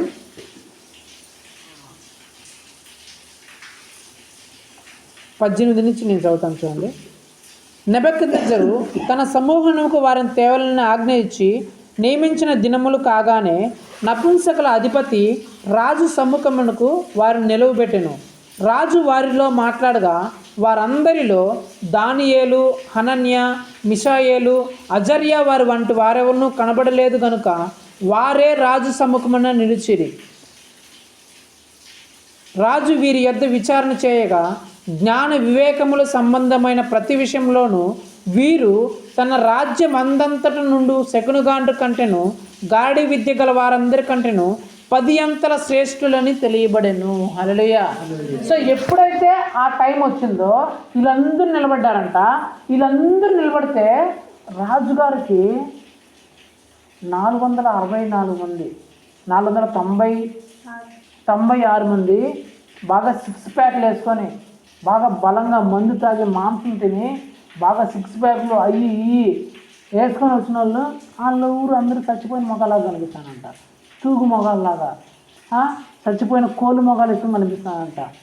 యేసుక్రీస్తుని నమ్ముకొని ఈ మందు జోలికి మేము పోగము, ఆ ప్రసాదాలు ఆ విగ్రహాలకు అర్పించడం మేము తినము, మేము అలాంటి పాపిష్టి పనులు చేసి మేము పాపంలో పడిపోకుండా ఉండాలంటే మేము వాటి జోలికి పోకుండా ఈ శాకాహారం తింటామని చెప్పేసి ఈ శాకాహారం తిన్నోళ్ళు వాళ్ళ ముఖాలు సూర్యుడి ముఖాల్లో వెలిగిపోతున్నాయంట. రాజు చూడగానే ఆ 496 మంది కనిపించారంట. ఈ నలుగురే కనిపిస్తానంట రాజు. అబ్బా వీళ్ళంటారా ఎంత బాగున్నారు, వీళ్ళు కదరా, ఇలాంటి వాళ్ళు కదరా నాకు కావాల్సిందని చెప్పేసి ఆ నలుగురు పిలిపిస్తే వాళ్ళు ఆ 496 మంది కంటే 10 రెట్లు ఎక్కువ శ్రేష్టంగా ఉన్నారంట. ఆ చికెన్లు, మటన్లు, ఆ మందు గిందు తాగిన వాళ్ళ కంటే అమ్మో మేము యేసుక్రీస్తుని నమ్ముకున్నాము, అలాంటి ఫస్ట్ పనులు చేయము అని వాటి జోలికి పోకుండా ఉన్న ఈ నలుగురు వ్యక్తులు రాజుకు చాలా చాలా చాలా ఎక్కువగా నచ్చేశారంట. ఆ దేశం మంది ఈ నలుగురిని నిలబెట్టేశారంట రాజు. నేనేం చెప్పాలనుకుంటున్నానంటే ఆ పాపిష్టి పనుల జోలికి పోకుండా, ఆ పాపిష్టి పనుల పక్షంగా ఉండకుండా, ఆ పాపిష్టి పనులన్నింటినీ విడిచిపెట్టి ఎవరైతే రాజు దేవుని పక్షంగా వచ్చారో వాళ్ళ జీవితం ఏమైందంట, రాజే వారిని కోరుకుని అందరిలో వీళ్ళే నాకు కావాలని కోరుకొని ఆ దేశం మీదే ఆ ప్రజలందరి మీదే వాళ్ళని అధికారులుగా నియమించాడంట. నెంబర్ 1. నెంబర్ 2 అదే దానియేలు గ్రంథం 3వ అధ్యాయం 14వ వచనం నేను చదువుతాను, మీరు వినండి. అంతటా నెబుకద్నెజరు వారితో ఇట్లను, షద్రక్, మేషక్, అబేద్నెగో, మీరు నా దేవతను పూజించటం లేదనియు నేను నిలువబెట్టించిన బంగారు ప్రతిమకు నమస్కరించటం లేదనియు నాకు వినబడినది. ఇది నిజమా? బాకాను, పిల్లన గ్రోవును, పెద్ద వీణును, సింఫోనిను, విపంచకును, సకల విధములకు వాద్యధ్వనులు మీరు విన్న సమయంలో సాగిలపడి నేను చేయించిన ప్రతిమకు నమస్కరించుటకు సిద్ధముగా ఉండిన ఎడల సరే, మీరు నమస్కరింపని ఎడల తక్షణమే మండుచున్న వేడిమి గల అగ్నిగుండంలో మీరు వేయబడుదురు. ఇక్కడ జరిగిన సమయం అంటే ఆ షద్రక్, మేషక్, అబేద్నెగో, నేను ఆల్రెడీ ముందే మీకు చెప్పాను. ఆ దేశం ఎలాంటి దేశము? విగ్రహాలతో నిండిన దేశం. ఏ దేశము? వాళ్ళు ఎప్పుడు విగ్రహాలనే పూజిస్తారు. యేసు ప్రభువే వాళ్ళకి తెలియదు. సో అక్కడ ఉన్న రాజు ఏం చేశారంటే ఒక పెద్ద విగ్రహాన్ని నిలబెట్టించి 1 నెల రోజులు ఈ దేశంలో వాళ్ళందరూ ఈ విగ్రహానికే పూజలు చేయాలా, ఈ విగ్రహానికే నమస్కరించాలా. మేము 1 నెల రోజులు పండగ చేస్తున్నాం, ఉత్సవం చేస్తున్నాం. ఈ నెల రోజులు ప్రజలందరూ రావాలా, ఆ మ్యూజిక్, ఆ సాంగ్స్ అన్నీ పెట్టినప్పుడు మీరందరూ ఈ విగ్రహానికి మీరు మొక్కాలా, ఈ విగ్రహానికి మీరు పూజలు చేయాలని చెప్పేసి అనౌన్స్మెంట్ చేస్తారు. అనౌన్స్మెంట్ చేస్తే అక్కడ ఎవరున్నారు? యేసుక్రీస్తుని నమ్ముకున్న ఆ 3 ఉన్నారు. ఎవరు? షద్రక్, మేషక్, అబేద్నెగో ఉన్నారు. వీళ్ళెవరు? యేసుక్రీస్తుని తప్ప వేరే వాళ్ళకి మొక్కని వాళ్ళు. సో అనౌన్స్మెంట్ వచ్చింది, ఆ పండగ వచ్చింది. ఆ పండగ వచ్చినప్పుడు ఆ మ్యూజిక్, ఆ జాతర స్టార్ట్ అయినప్పుడు ఆ ఊర్లో ఉన్న ప్రజలందరూ వచ్చి అందరూ అక్కడికి వచ్చినారు. వీళ్ళు 3 కూడా అక్కడ రప్పించబడ్డారు. ఎందుకు? రాజు ఆజ్ఞ కాబట్టి, వీళ్ళు రాజు దగ్గర పని చేస్తున్నారు కాబట్టి వీళ్ళు కూడా వచ్చారు. అంతా స్టార్ట్ అయింది. ఇప్పుడు ఏం చేయాలా? మ్యూజిక్ పెట్టి వాళ్ళు డాన్స్ పెట్టి ఇప్పుడు ఈ విగ్రహానికి, రాజు చేసిన ఈ విగ్రహానికి మీరందరూ నాష్టాంగపడి నమస్కరించండి రా అంటే ఆ ఊర్లో వాళ్ళందరూ నాష్టాంగపడి నమస్కరించాలంటే వీళ్ళు ముగ్గురు మాత్రం నిలబడుకుంటారంట. నిలబడుకుంటే ఇలా అక్కడ ఉండే అధికారులు చూసి ఏంట్రా ఊరు వాళ్ళందరూ నమస్కరిస్తున్నా వీళ్ళు మాత్రం ముగ్గురు మాత్రం ఈ విగ్రహానికి నమస్కరించలేదు అని చెప్పేసి ఇలా కోపం వచ్చేసి పోయి ఆ విషయం రాజు చెప్పారంట. రాజా మీరేమో విగ్రహాన్ని పెట్టినారు, ఊర్లో ఈ దేశంలో ఉన్న వాళ్ళందరూ నమస్కరించని చెప్పారు, అందరూ నమస్కరించారు కానీ ముగ్గురు మాత్రం నమస్కరించలేదయ్యా అని చెప్పారంట. ఎవర్రా నేను పెట్టిన విగ్రహానికి, నేను పండగ చేస్తే, నేను జాతర చేస్తే, నేను రాజుని, నేను పెట్టిన విగ్రహానికి ఎవడ్రా వాడు నమస్కరించింది అంటే వాళ్ళయ్యా మీరు అప్పుడు అధికారాన్ని పెట్టుకున్నారు కదా ఆ శద్రకు మెషక పెట్టిన వాళ్ళు అంటే వాళ్ళు పిలిపించారంట. ఏమరా మీరేమి నేను పెట్టిన విగ్రహానికి మేము పండుగ చేస్తే, జాతర చేస్తే, మేము ఉత్సవం చేస్తే మీరేం వచ్చి నమస్కరించట్లేదన్నే, ఏం పూజలు చేయట్లేదన్నే, మీరు కూడా మాలాగా ఆ పూజలు ఆ టెంకాయలు కొట్టట్లేదన్నే, ఏం నమస్కరించలేదన్నే, మీకు మరొక అవకాశం ఇస్తాండా. మరలా రేపు పండుగ జరుగుతుంది, రేపు పండుగ జరిగినప్పుడు మీరు కూడా మామూలులాగా వచ్చి టెంకాయలు కొట్టి పూజలు చేసి నమస్కరించినారా, సరే నమస్కరించలేదా మిమ్మల్ని ఎత్తుకొని పోయి అగ్నిగుండంలో పడేస్తాం, కాలి బూడిదైపోతారు, ఆ అగ్నిగుండంలో నుంచి మిమ్మల్ని కాపాడేది ఊర్రా అని చెప్పాడన్న. చెప్తే వీళ్ళేమన్నారంట, రాజా నువ్వు అగ్నిగుండంలో వేస్తాంటే భయపడడానికి మేము పిరుకోలం కాదు, మేము యేసుక్రీస్తుని నమ్ముకున్న వాళ్ళం, మేము యేసుక్రీస్తు పక్షంగా ఉన్న వాళ్ళం, మేము యేసుక్రీస్తుని నమ్ముకున్నాం కాబట్టి నిజమైన దేవుని తెలుసుకున్నాం కాబట్టి వేరొక విగ్రహానికి మేము మొక్కం, మేము మొక్కితే గిక్కితే యేసుక్రీస్తుకి మాత్రమే మొక్కుతాం, వేరొక విగ్రహాన్ని జోలికి మేము పోనేపోం. నువ్వు అగ్నిగుండంలో వేస్తావా వేసుకో, నువ్వు అగ్నిగుండంలో వేసినా యేసు ప్రభు అగ్నిగుండంలో నుంచి మమ్మల్ని కాపాడుతాడు, ఒకవేళ యేసు ప్రభు మా అగ్నిగుండంలో నుంచి కాపాడకపోయినా పర్లే నీ విగ్రహానికి మాత్రం మేము మొక్కం, మేము యేసుక్రీస్తునే నమ్ముకున్నాం, యేసుక్రీస్తే నిజమైన దేవుడు అని తెలుసుకున్నాం కాబట్టి మరలా ఆ పాపిష్టి విగ్రహాలను మేము మొక్కము, ఆ పాపిష్టి పూజలు మేము చేయము, మేము యేసుక్రీస్తుని ఆరాధిస్తాము, యేసుక్రీస్తుని పూజిస్తామని చెప్పారంట. రాజుకి ఏమైంది, సర్లేరా పోండ్రా అని చెప్పాడా, ఉగ్రుడు అయిపోయాడంట. నన్ను ఇలా ఎదిరించి మాట్లాడినాడు నా దేశంలోనే ఎవడు లేడు, అలాంటిది ఇప్పుడు చిన్న నాయకుడు వచ్చి మనం ఎదిరించి మాట్లాడితేనే వాడు ఉగ్రుడు అయిపోతాడు కదా, నన్ను అంటాడు ఎంత మాట అంటాడో, నన్ను ఎట్లా అంటాడా అంటారు కదా, నన్ను అంటాడు వీళ్ళంతా చూస్తా అంటారు లేదా, ఎవరు చిన్న నాయకుడు మళ్ళీ సర్పంచ్ అంత అధికారం కూడా ఉండదు, లోకల్గా ఉన్న నాయకుడే ఒక ఎదురు మాట్లాడితే నన్ను అంటాడు వీళ్ళంతా చూస్తా అంటారు లేదా. ఆడ అనింది ఊరిని ఆ ముగ్గురు ప్రధానమంత్రి మన భాషలో ఎప్పుడంటే సీఎం అనుకోండి, సీఎంనే ఎదురించి మాట్లాడే సీఎం నువ్వు సీఎం అయితే మాకేమి, ఎవరైతే మాకేమి, మేము వేసిపోవడం తప్ప ఎవరు నమ్మా, ఆఫ్టర్ మేము విగ్రహాన్ని మేము పూజించము, నువ్వు సీఎం అయినా మేము భయపడము అని చెప్పేసి సీఎంనే పిఎంనే ఎదిరించాడంట. సీఎం గుమ్మని అంటాడా, నా స్థాయి ఏంటి వీళ్ళేంటి, నేను సీఎంని పిఎం అనుకుని వీళ్ళు నన్ను ఎదిరిస్తారని చెప్పేసి ఇది ఎక్కువ కోపం చదరే, ఈ అగ్ని ఒకంతలు కాదు ఇంకా 7 రెట్లు ఎక్కువ చేయండిరా అంటే ఇంకా పెట్రోల్ డీజిల్ వేసి పోయినరా, వీళ్ళు ఎంత పొగురుతో నన్ను ఎదిరించి మాట్లాడతారా, వీళ్ళు బూడిద చేస్తే ఆ బూడిదని చూసి నేను వీళ్ళకి చేసే దాన్ని చూసి అందరూ భయపడాలా, అందరూ గజగజ వణకాలా, నాకు ఎవరైనా ఎదిరించి మాట్లాడితే వీళ్ళకి జరిగిన దాన్ని చూసి అందరూ గజగజ వణకాలా, ఇంకెవరు నన్ను ఎదిరించి మాట్లాడకూడదు అని చెప్పేసి 7 రెట్లు అగ్ని ఎక్కువ చేసిన తర్వాత ఈ ముగ్గురిని పట్టుకొని చివరి అవకాశం ఇస్తున్నా, ముగ్గురు తర్వాత నేను మొక్కం పోరా నువ్వు ఏమైనా చేసుకో అంటున్నారంటే వీళ్ళు పోండ్రా వీళ్ళు ఎత్తుకొని పోయి వేసేయండి లోపల అనగానే వీళ్ళు ఏం చేస్తారంట, ఈ ముగ్గురిని ఒక 6-7 మంది పట్టుకొని అగ్నిగుండంలో ఇసిరేస్తున్నారు. ఎప్పుడైతే ఇసిరేస్తారో వీళ్ళు ఇసిరేయడానికి పోయినారు కదా 6 మంది, ఆ అగ్గి సెగలు వాళ్ళు ఇందరూ అనుకున్నాం అగ్నిగుండం అనుకున్నాం ఇట్లా ఇసిరేసినారు కదా, అగ్ని సెగలు ఇట్లా వస్తాయి కదా మామూలుగా, ఆ అగ్ని సెగలు తగిలి ఈ 6 మంది చచ్చిపోయినారంట. అగ్గి సెగలకే అక్కడెక్కడో అగ్గి మండుతుంది, వీళ్ళు ఏడున్నారు, ఆ అగ్గి సెగలు తగిలితే వీళ్ళు ముగ్గురు వీళ్ళు 6 మంది చచ్చిపోయినారంట. అగ్గి సెగలకే వీళ్ళు 6 మంది చచ్చిపోతే అగ్గిలో పోయిన పరిస్థితి ఏమవ్వాలా, కనీసం ఎముకలకు కూడా మిగలకుండా బూడిదైపోవాలి కదా. వీళ్ళు వేసారంట, వీళ్ళు అగ్గి సగలి చచ్చిపోయి 6 మంది పడిపోయినట్ట. రాజు చూసి నవ్వుతానంట, ఈ అగ్గి సెగలకి వీళ్ళు 6 మంది చచ్చిపోయినారు కదా, అగ్గిలో పడినారు చూడండిరా అగ్గి సెగలకి 6 మంది చచ్చిపోయినారు, ఎంత భయంకరమైన అగ్ని అది ఒకసారి చూసుకోండి.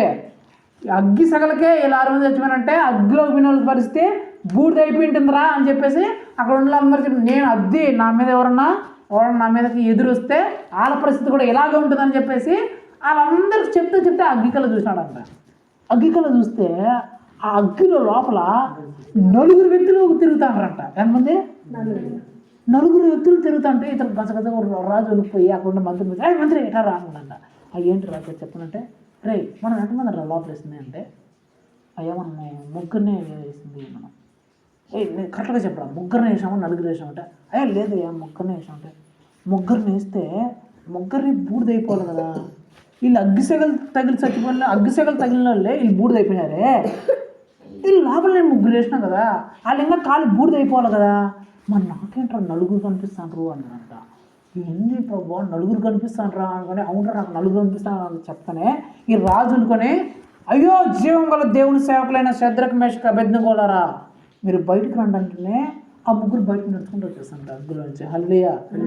అగ్గిలో నుంచి వాళ్ళు నడుచుకుంటూ వస్తుంటే ఈ రాజు పైకి లేచి గడగడ ఉనికిపోతున్నాడంట. వాళ్ళు నడుచుకుంటూ వస్తుంటే పక్కన అంటారు కదా, వాళ్ళు ఏ కళ నిజమా ఏంట్రా అగ్గిలో బూడిదైపోవాల్సిన కాలిపోవాల్సిన వాళ్ళు ఇలా నడుచుకుంటూ వచ్చేస్తానని చెప్పేసి వాళ్ళ దగ్గరకు వచ్చేసి చూస్తే కనీసం వాళ్ళకి కాలిని వాసన కూడా రావట్లేదంట. వాళ్ళు ఎంట్రుకులు కూడా కాలేదంట. ఎంట్రుకులు పడుకుందని ఏంట్రా వీళ్ళు ఎంట్రుకులు కూడా సొంతకమంటే వీళ్ళేమో మాడిపోయి మసి అయిపోయినారు ఈ అగ్గి సెగలే. వీళ్ళు అగ్గిలో పడిపోయినారు కూడా వీళ్ళు ఏంట్రా కనీసం ఎంట్రుకులు సొంతకోవడం కూడా సొంతకపోలేదు అని చెప్పేసి వీళ్ళు ఆశ్చర్యపోతుందంటే ఈ రాజు గడగడ ఉడుకుతూ వచ్చినట్టు ఎవరి దగ్గరికి? వాళ్ళ దగ్గరికి. నన్ను మీరు అంటారా మిమ్మల్ని చంపేస్తా బూడి చేస్తా చూడండి అని చెప్పిన ఈ రాజు వాళ్ళ దగ్గర ఇప్పుడు ఎట్లా వచ్చినాడంట? గడగడగడ వణుకుతా, అయ్యా మీరు దేవుని సేవకుడయ్యా నా తప్పు అయిపోయిందయ్యా ఏమైందయ్యా చెప్పండి అంటే, రాజా నువ్వు మమ్మల్ని 3 వేసావు, యేసుప్రభు అక్కడికి వచ్చేసాడు. హల్లెలూయా. 4వ యేసుప్రభు వచ్చేసినాడు, అగ్గిసేవ నుంచి మమ్మల్ని దేవుడు కాపాడాడంటే అప్పుడు ఈ రాజు గడగడ వణుకుతా వాళ్ళందరి పక్కన పెట్టుకొని, అయ్యో మా దేశ ప్రజలారా ఇలాంటి దేవుడు ఎక్కడ లేడయ్యా, ఈయనే నిజమైన దేవుడు, ఈ విగ్రహం కాదు నిజమైన దేవుడు. నేను ఇంత పెద్ద అగ్నిలో వేసినాను, ఈ సెగల దగ్గర వీళ్ళు చచ్చిపోయినారు, కానీ వీళ్ళ దేవుడు అలాంటి అగ్నిగుండంలో నుంచి వీళ్ళని కాపాడాడు. ఇలాగా కాపాడే దేవుడు ఎక్కడా లేడు. నేను అనుకున్నాను నేను పెట్టుకున్న విగ్రహాలు కాపాడతాయి, నేను పూజించిన విగ్రహాలు కాపాడతాయని చెప్పేసి నేను 4 రోజులు పండుగ చేసినాను, కానీ ఆ విగ్రహాలు కాదు కాపాడేది, ఇలాంటి దేవుడు, వీళ్ళ నమ్ముకున్న లాంటి దేవుడు ఈ భూమి మీద ఎవరు లేడు, ఈయన తప్ప వేరే దేవుడు లేడు. కాబట్టి నా దేశంలో ఉన్న వాళ్ళందరూ వీళ్ళ దేవుడినే పూజించాలా, వీళ్ళ దేవుడినే నమస్కరించాలా, ఈ విగ్రహాలను కొట్టేయండి, ఇవన్నీ విగ్రహాలు ఇవన్నీ దేవుడు కాదు, వీళ్ళు ఏ దేవుని అయితే మీరు పూజిస్తారో ఆ దేవుడినే మీరు కూడా పూజించండి అని చెప్పేసి ఈ రాజు గజగజ వణుకుతూ వాళ్ళని పిలుచుకొని వచ్చి వాళ్ళ దేశంలోనే మంత్రులు చేసి పడేసుకున్నారంట. నేనేం చెప్తా అనుకుంటానంటే, విగ్రహారాధన పక్షంగా ఉంటారా మీరు దేవుని పక్షంగా ఉంటారా? విగ్రహారాధన పక్షంగా మీరు ఉండకపోతే మీరు అగ్నికొండ వేసారు అంటే వీళ్ళేమన్నారట, నువ్వు అగ్నిలో వేసుకు ఏమైనా చేసుకో, మమ్మల్ని చంపుకో, మేము విగ్రహాలు పెట్టుకోం. నువ్వు యేసుక్రీస్తు నమ్ముకున్నావు, యేసుక్రీస్తు పక్షంగా ఉంటావు. నువ్వు ఎన్ని శ్రమలైనా పెట్టుకో, ఎన్ని ఇబ్బందైనా పెట్టుకో, నువ్వు ఏమైనా చేసుకో, నువ్వు యేసుక్రీస్తుని నమ్ముకున్నావు అని చెప్పగానే ఏం జరిగింది? వాళ్ళ జీవితంలోకి అధికారులుగా మార్చబడిపోయారు, ఆ దేశాన్ని పరిపాలించే మంత్రులుగా మారిపోయారు. రెండోదిగా చివరిగా చూద్దాం. మూడోది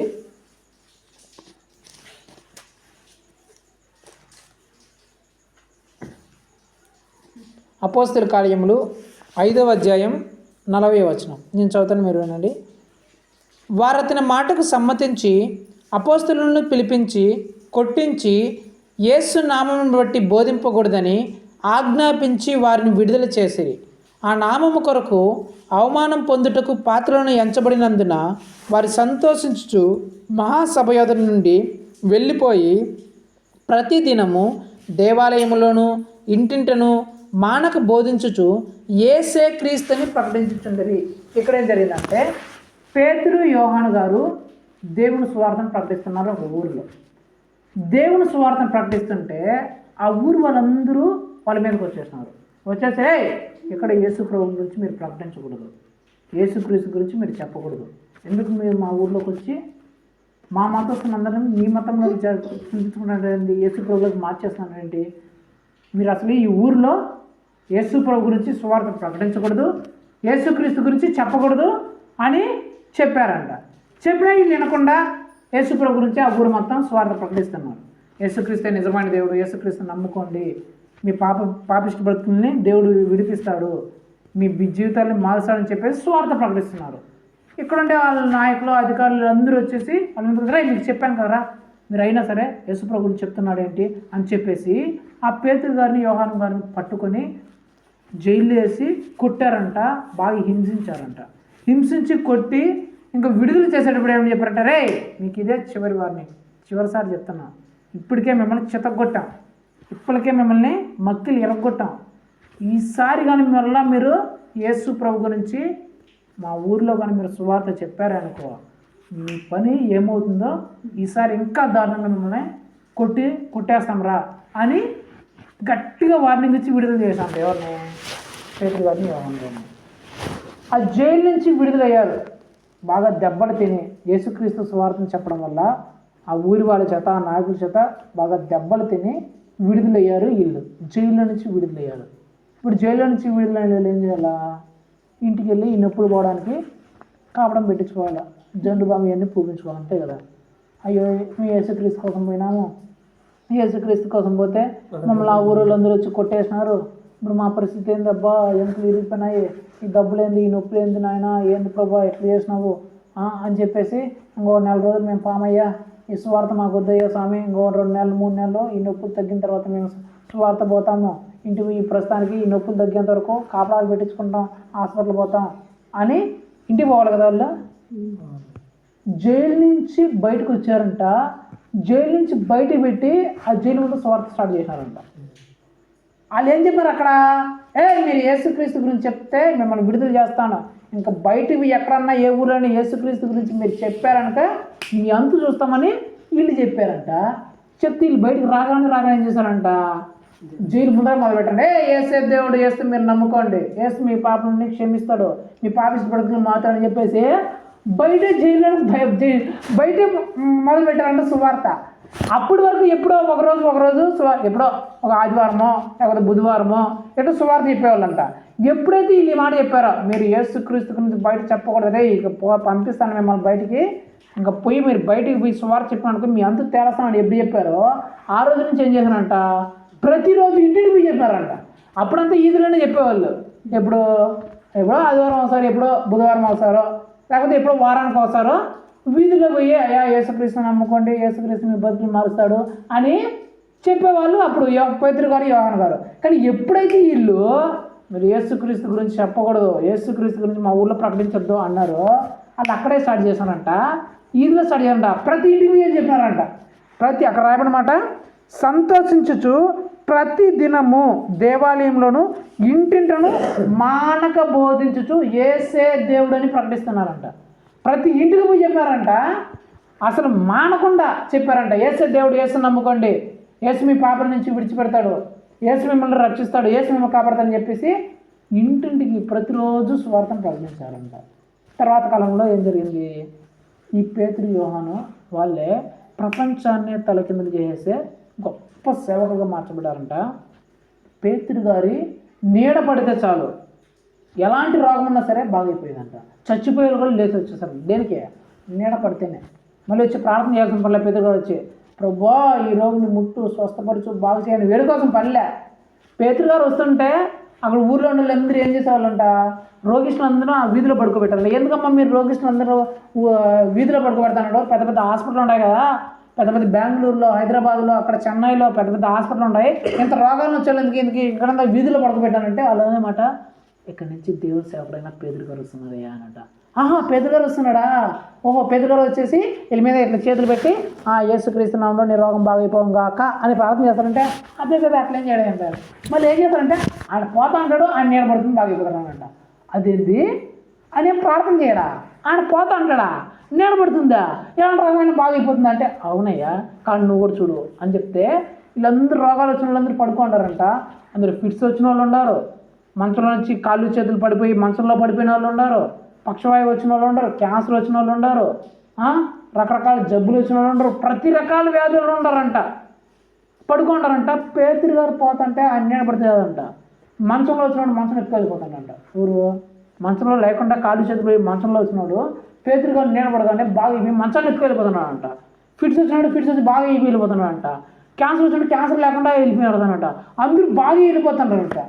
నేనేం చెప్పాలనుకున్నా అంటే అక్కడ ఎవరు పక్షంగా ఉన్నారు వాళ్ళు చెప్పారే మీరు యేసుక్రీస్తు పక్షంగా ఉండకూడదు. యేసుక్రీస్తు పక్షంగా మీరు ఉంటే మిమ్మల్ని మేము కొట్టి బంధించి మిమ్మల్ని హింసిస్తామని చెప్తే నువ్వు ఏం చేసుకున్నా సరే మేము యేసుక్రీస్తు పక్షంగానే ఉంటాం. నువ్వు ఏమైనా చేసుకుని నువ్వు కొడతావా కొట్టు, తిడతావా తిట్టు, జైలు వేస్తావు జైలు, చంపుతావు చంపు, మేము మాత్రం యేసుక్రీస్తు పక్షంగానే ఉంటాం. ఈ శ్రమలకి కష్టాలకి మీరు పెట్టే నిందలకి మీరు పెట్టే దెబ్బలకి మేము భయపడే ప్రసక్తే లేదు. నువ్వు యేసుక్రీస్తు పక్షంగా ఉంటామని చెప్పి యేసుక్రీస్తు పక్షంగా రావడం వల్ల ప్రపంచాన్ని గడగడలాడించిన గొప్ప దేవుని సేవకులుగా వాళ్ళు మార్చబడ్డారు. ప్రపంచమే వారిని చూస్తే గడగడగడ వణికిపోయేదంట. అక్కడ రాయబడిన మాట ప్రపంచాన్ని తలకిందులు చేసిన వీళ్ళు అని రాయబడింది. ప్రపంచాన్ని తలకిందులు చేశారంట వాళ్ళు. సో 3 వ్యక్తులు నేను చెప్పాను యేసుప్రభు పక్షంగా ఉన్నవాళ్ళు.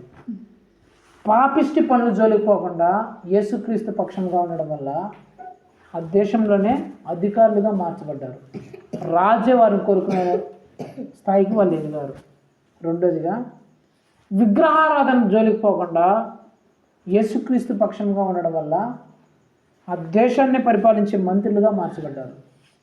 చివరిగా ఆ లోకిష్టుల పక్షముగా ఉండకుండా దేవుని సువార్తనే ప్రకటించాలా అనేసి దేవుని సువార్త పక్షంగా దేవుని పక్షంగా ఉండడం వల్ల ప్రపంచాన్నే తలకిందులుగా చేసిన వ్యక్తులుగా మార్చబడ్డారు. మరి నీ పరిస్థితి ఏంటి? అది నా చివరి క్వశ్చన్. ఆ 3 వ్యక్తులు ఈ 3 వ్యక్తులు మీకు చూపించాను.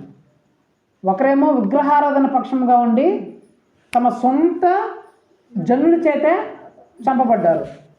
ఒకరేమో విగ్రహారాధన పక్షంగా ఉండకుండా అగ్నిలో పడినా సరే, మేము అగ్నిలో పడాల్సి వచ్చినా సరే మేము యేసుక్రీస్తే పక్షంగానే ఉంటాం తప్ప ఈ విగ్రహాల జోలికి మేము వెళ్ళాం, ఈ విగ్రహాల జాతరలో పండుగలు మేము వెళ్ళామని చెప్పిన వాళ్ళు ఆ దేశాన్ని పరిపాలించే వ్యక్తులుగా మార్చబడ్డారు. ఒకరేమో ఆ పాపిష్టి పనులు చేసే ఆ పాపిష్టి వ్యక్తిని కోరుకోవడం వల్ల తమ పిల్లలు కనికరం లేకుండా వీధుల్లో కొట్టబడి చంపబడ్డారు. ఒకరేమో అమ్మో ఈ పాపిష్టి పనులు చేయకూడదు, మేము దేవుని నమ్ముకుని బిడ్డలం, మేము పవిత్రులుగా ఉండాలని ఆ పాపిష్టి పనులు చేయకుండా దేవుని పక్షంగా ఉండడం వల్ల రాజే వారిని కోరుకొని రాజే వారిని ఇష్టపడి వారిని ఆ దేశం మీద అధికారులుగా మార్చాడు. చివరిగా దేవుడి సువార్త పక్షముగా ఉండడం వల్ల దేవుని వాళ్ళు ఎంత హింసిస్తున్నా ఎంత ఇబ్బంది పెడుతున్నా సరే దేవుని సువార్త పక్షముగా ఉండడం వల్ల ప్రపంచాన్నే తలకిందులు చేసే వ్యక్తులుగా ఒకరు మార్చబడితే, దేవుని సేవకుల పక్షంగా ఉండకుండా నాయకుల పక్షంగా, అధికారుల పక్షంగా, లీడర్స్ పక్షంగా ఉన్నవాళ్ళు తాము, తమ కుటుంబం, తమ పిల్లలు, తమ భర్త భార్యలు ఒకే క్షణంలోనే భూమిలోనికి కృంగిపోయి చచ్చిపోయే పరిస్థితికి వచ్చారు. మరి నువ్వు ఎవరి పక్షంగా ఉన్నావు? విగ్రహారాధన కార్యక్రమాలు వచ్చినప్పుడు నువ్వు కూడా విగ్రహారాధన దగ్గరికి పోయి చిందులేస్తున్నావా, ఎగురుతున్నావా, వాడి దగ్గరే ఉన్నావా? అమ్మో ఈ విగ్రహాల జోలికి నేను పోకూడదు, నేను యేసుక్రీస్తు నమ్ముకున్నవాడిని, యేసుక్రీస్తు నమ్ముకున్న దాన్ని, ఈ విగ్రహాల జోలికి పోకూడదు, అలాంటి నీచమైన వాటి జోలికి, ఆ డ్యాన్సులకి, ఆ ప్రోగ్రాం దగ్గరికి మేము వెళ్ళకూడదు అని యేసుక్రీస్తు పక్షంగా ఉంటున్నా. ఆ విగ్రహాలకి అర్పించిన వాటిని అమ్మో ఆ పాపిష్టి పదార్థములను, ఆ పాపములను మమ్మల్ని అపవిత్రపరిచే ఆ ప్రసాదాలను వాటిని మేము తినకూడదు అని ఆ భయంతో పరిశుద్ధతలో ఉండాలనుకుంటున్నావా? లేకపోతే ఏం పెట్టినా తినేసేలాగా, ఏ ప్రసాదం పెట్టినా, ఏ బలి ఇచ్చినా మాకు ఇస్తే చాలు, చికెన్ మటన్ అయితే చాలు, ప్రసాదం అయితే చాలు, బాగుంటే చాలు, తినేద్దాం అనే జాగ్రత్తలో నువ్వు ఉన్నావా? సువార్త విషయంలో ఎన్ని శ్రమలు వచ్చినా సరే సువార్త ప్రకటించే విషయంలో ఎవరిని నేను లెక్క చేయను, యేసుక్రీస్తు దేవుడు అని అందరికీ ప్రకటిస్తాను, దానికోసం ఎవరినైనా నేను ఎదిరిస్తాను అనే ధైర్యంతో యేసుక్రీస్తు పక్షంగా ఉన్నావా? లేకపోతే ఈ నాయకుల దగ్గర పోతే మనకేమో దొరుకుతుంది, ఈ సేవకులు మనకెందుకు, సేవ ఎందుకు మనకెందుకు అని చెప్పేసి నాయకుల పక్షంలోకి వెళ్తున్నావా అనేది నిన్ను నువ్వే ఆలోచించుకోవాలి. ఆ సమయం ఇప్పుడు కాదు, ఆ సమయం వచ్చినప్పుడు, ఆ విగ్రహారాధన ఆ సమయం, ఆ పండుగలు, ఆ జాతరలు వచ్చినప్పుడు నువ్వు ఎవరి పక్షంగా ఉన్నావు? ఆ పాపిష్టి పనులు చేయాల్సిన సమయం వచ్చినప్పుడు, ఆ విగ్రహాలు కల్పించిన వాటిని తినాల్సిన సమయం వచ్చినప్పుడు, ఆ పాపములు చెడు పనులు చేయాల్సిన సమయం వచ్చినప్పుడు నువ్వు ఎవరి పక్షంగా ఉన్నావు? చివరిగా దేవుని సేవ విషయంలో నువ్వు ఎవరి పక్షంగా ఉన్నావు? ఈ 3 విషయంలో నువ్వు ఎవరి పక్షంలో ఉన్నావో నువ్వే నిర్ణయించుకో. నువ్వు లోకం పక్షంలో ఉంటావా, దేవుని పక్షంలో ఉంటావా? నువ్వే ఆలోచించుకో. లోకం పక్షంలో ఉంటే తాము తమ కుటుంబాలు ఎలాంటి భయంకరమైన పరిస్థితుల్లోకి పడిపోయాయో మీరు చూస్తున్నారు.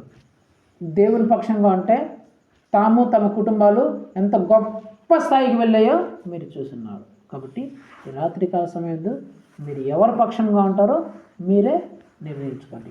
ప్రార్థన చేస్తున్నాం, కళ్ళు మూసుకోండి.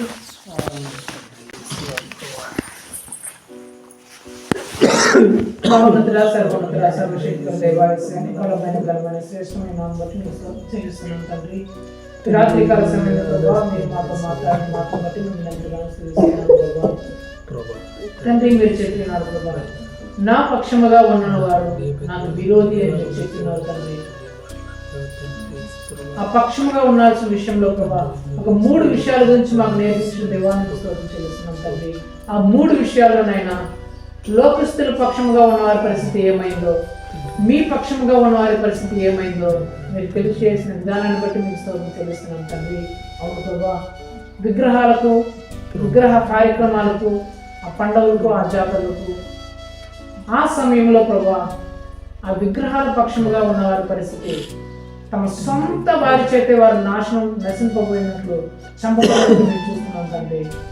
అలా కాకుండా నేను ఆ విగ్రహారాధన కార్యక్రమాలు, ఆ విగ్రహాలు, ఆ పండుగలు, ఆ జాతరలు వచ్చినప్పుడు ప్రభా మీ పక్షముగా ఉన్నవారు ప్రభా అగ్నిలో నుంచి, శ్రమల నుంచి కాపాడబడి దేశాలనే పరిపాలించే గొప్ప వ్యక్తులుగా మార్చబడినట్టు మేము చూస్తున్నాం తండ్రి.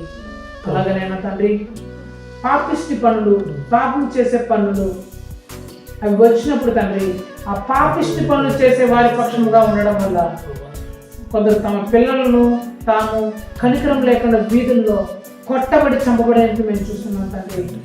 అలా కాకుండా నాయన పాపిష్టి పనులు, పాప పనులు, చెడు పనులు చేయాల్సిన సందర్భం వచ్చినప్పుడు ప్రభా అది చేయకుండా ఇదిగో మీ పక్షంగా, మీకు భయపడి మీ పక్షంగా ఉన్నవాళ్ళు తండ్రి ఆ ప్రాంతంలోనే పరిపాలించే వ్యక్తులుగా మార్చబడినట్లు, రాజులే, అధికారులే వారిని ఇష్టపడి కోరుకునే వ్యక్తులుగా మార్చబడినట్లు మేము చూస్తున్నాం తండ్రి. అందుకనైనా సేవ విషయంలో ప్రభా నాయకులతో కలిసి, లీడర్స్తో కలిసి, ప్రధానులు కలిసి దేవుని సేవకు వ్యతిరేకంగా లేచిన వారు తాము, తమ కుటుంబ సభ్యులు, తమ పిల్లలు, తమ భర్త, భార్యలు అందరూ ఒకే రోజున భూములోనికి భూకంపం వచ్చి ఆ భూములను కూలిపోయి కుటుంబాలే చంపబడడానికి మేము చూస్తున్నాం తండ్రి. అలాగేనైనా ఆ సువార్త ప్రకటించాల్సిన సమయంలో ఎన్ని శ్రమలు వచ్చినా, ఎన్ని ఇబ్బందులు వచ్చినా మీ పక్షముగానే ఉండి మరింత ఎక్కువగా సువార్త ప్రకటించడం వల్ల ప్రపంచాన్ని తలకిందులుగా మార్చిన వ్యక్తులుగా మార్చబడినట్లు మేము చూస్తున్నాం తండ్రి. అవును ప్రభా, ఈ 3 విషయాల్లో ప్రభా మేము కూడా ఎలా ఉన్నామో మమ్మల్ని మేము పరీక్షించుకోవడానికి సహాయం చేయండి ప్రభా. మేము ఎల్లప్పుడూ నాయనా మీ పక్షముగానే ఉండాలి తప్ప నాయనా మేము ఈ లోక పక్షంగా మేము ఉండకూడదు నాయనా. విగ్రహ కార్యక్రమానికి సంబంధించిన విషయంలో కావచ్చు, పాప చెడు పనుల విషయంలో కావచ్చు, మీ సువార్తను ప్రకటించే విషయంలో కావచ్చు నాయన మీ పక్షముగానే ఉండాలి తప్ప నాయన వేరొక పక్షముగా ఉండి నాయన ఇదిగో మీకు విరోధులుగా మేము మారుకుంటున్నట్లు మా జీవితాన్ని మీరు స్థిరపరచమని ప్రతిపాదించు. ఆ సందర్భాలు వచ్చినప్పుడు ప్రభా ఇదిగో నాయన మీకు విరోధముగా, మీ పక్షముగా ఉండకుండా మేము అలాగా వెళ్ళిపోకుండా నాయన మీ పక్షముగా ఉండటం మా ప్రభు చూపించమని ప్రతిపాదించు. సహాయం చేస్తారు నమ్ముతూ ఇస్తూ మా తండ్రి, మా దేవుడు, మా ప్రభునైనా యేసుక్రీస్తు యొక్క పరిశుద్ధమైన నామములో అడిగి వేడుకుంటున్నాం మా ప్రియమైన తండ్రి. నా ప్రాణమా యెహోవాను స్తుతించు, నా సమస్తమైన పరిశుద్ధ నామమును స్తుతించు. నా ప్రాణమా యెహోవాను స్తుతించు, ఆయన చేసిన ప్రాణం దేవుడు. ఆమేన్. తండ్రి అయిన దేవుని ప్రేమ, యేసుక్రీస్తు యొక్క కృపయు, పరిశుద్ధాత్మ దేవుని అన్యోన్య సహవాసము ఇప్పుడును ఎల్లప్పుడూ ఇక్కడ కూడి ఉన్న ప్రతి ఒక్కరితో పాటు మరి ముఖ్యంగా నేను యేసుక్రీస్తు పక్షంగానే ఉంటాను తప్ప యేసుక్రీస్తు పక్షంగా ఉండకుండా ఆయనకు విరోధిగా మారను అని నిశ్చయించుకున్న ప్రతి ఒక్క బిడ్డలో సదాకాలం తోడేండి నడిపించి దీవించి ఆశీర్వదించి బలపరుస్తుంది కాక. హల్లెలూయా, హల్లెలూయా, హల్లెలూయా.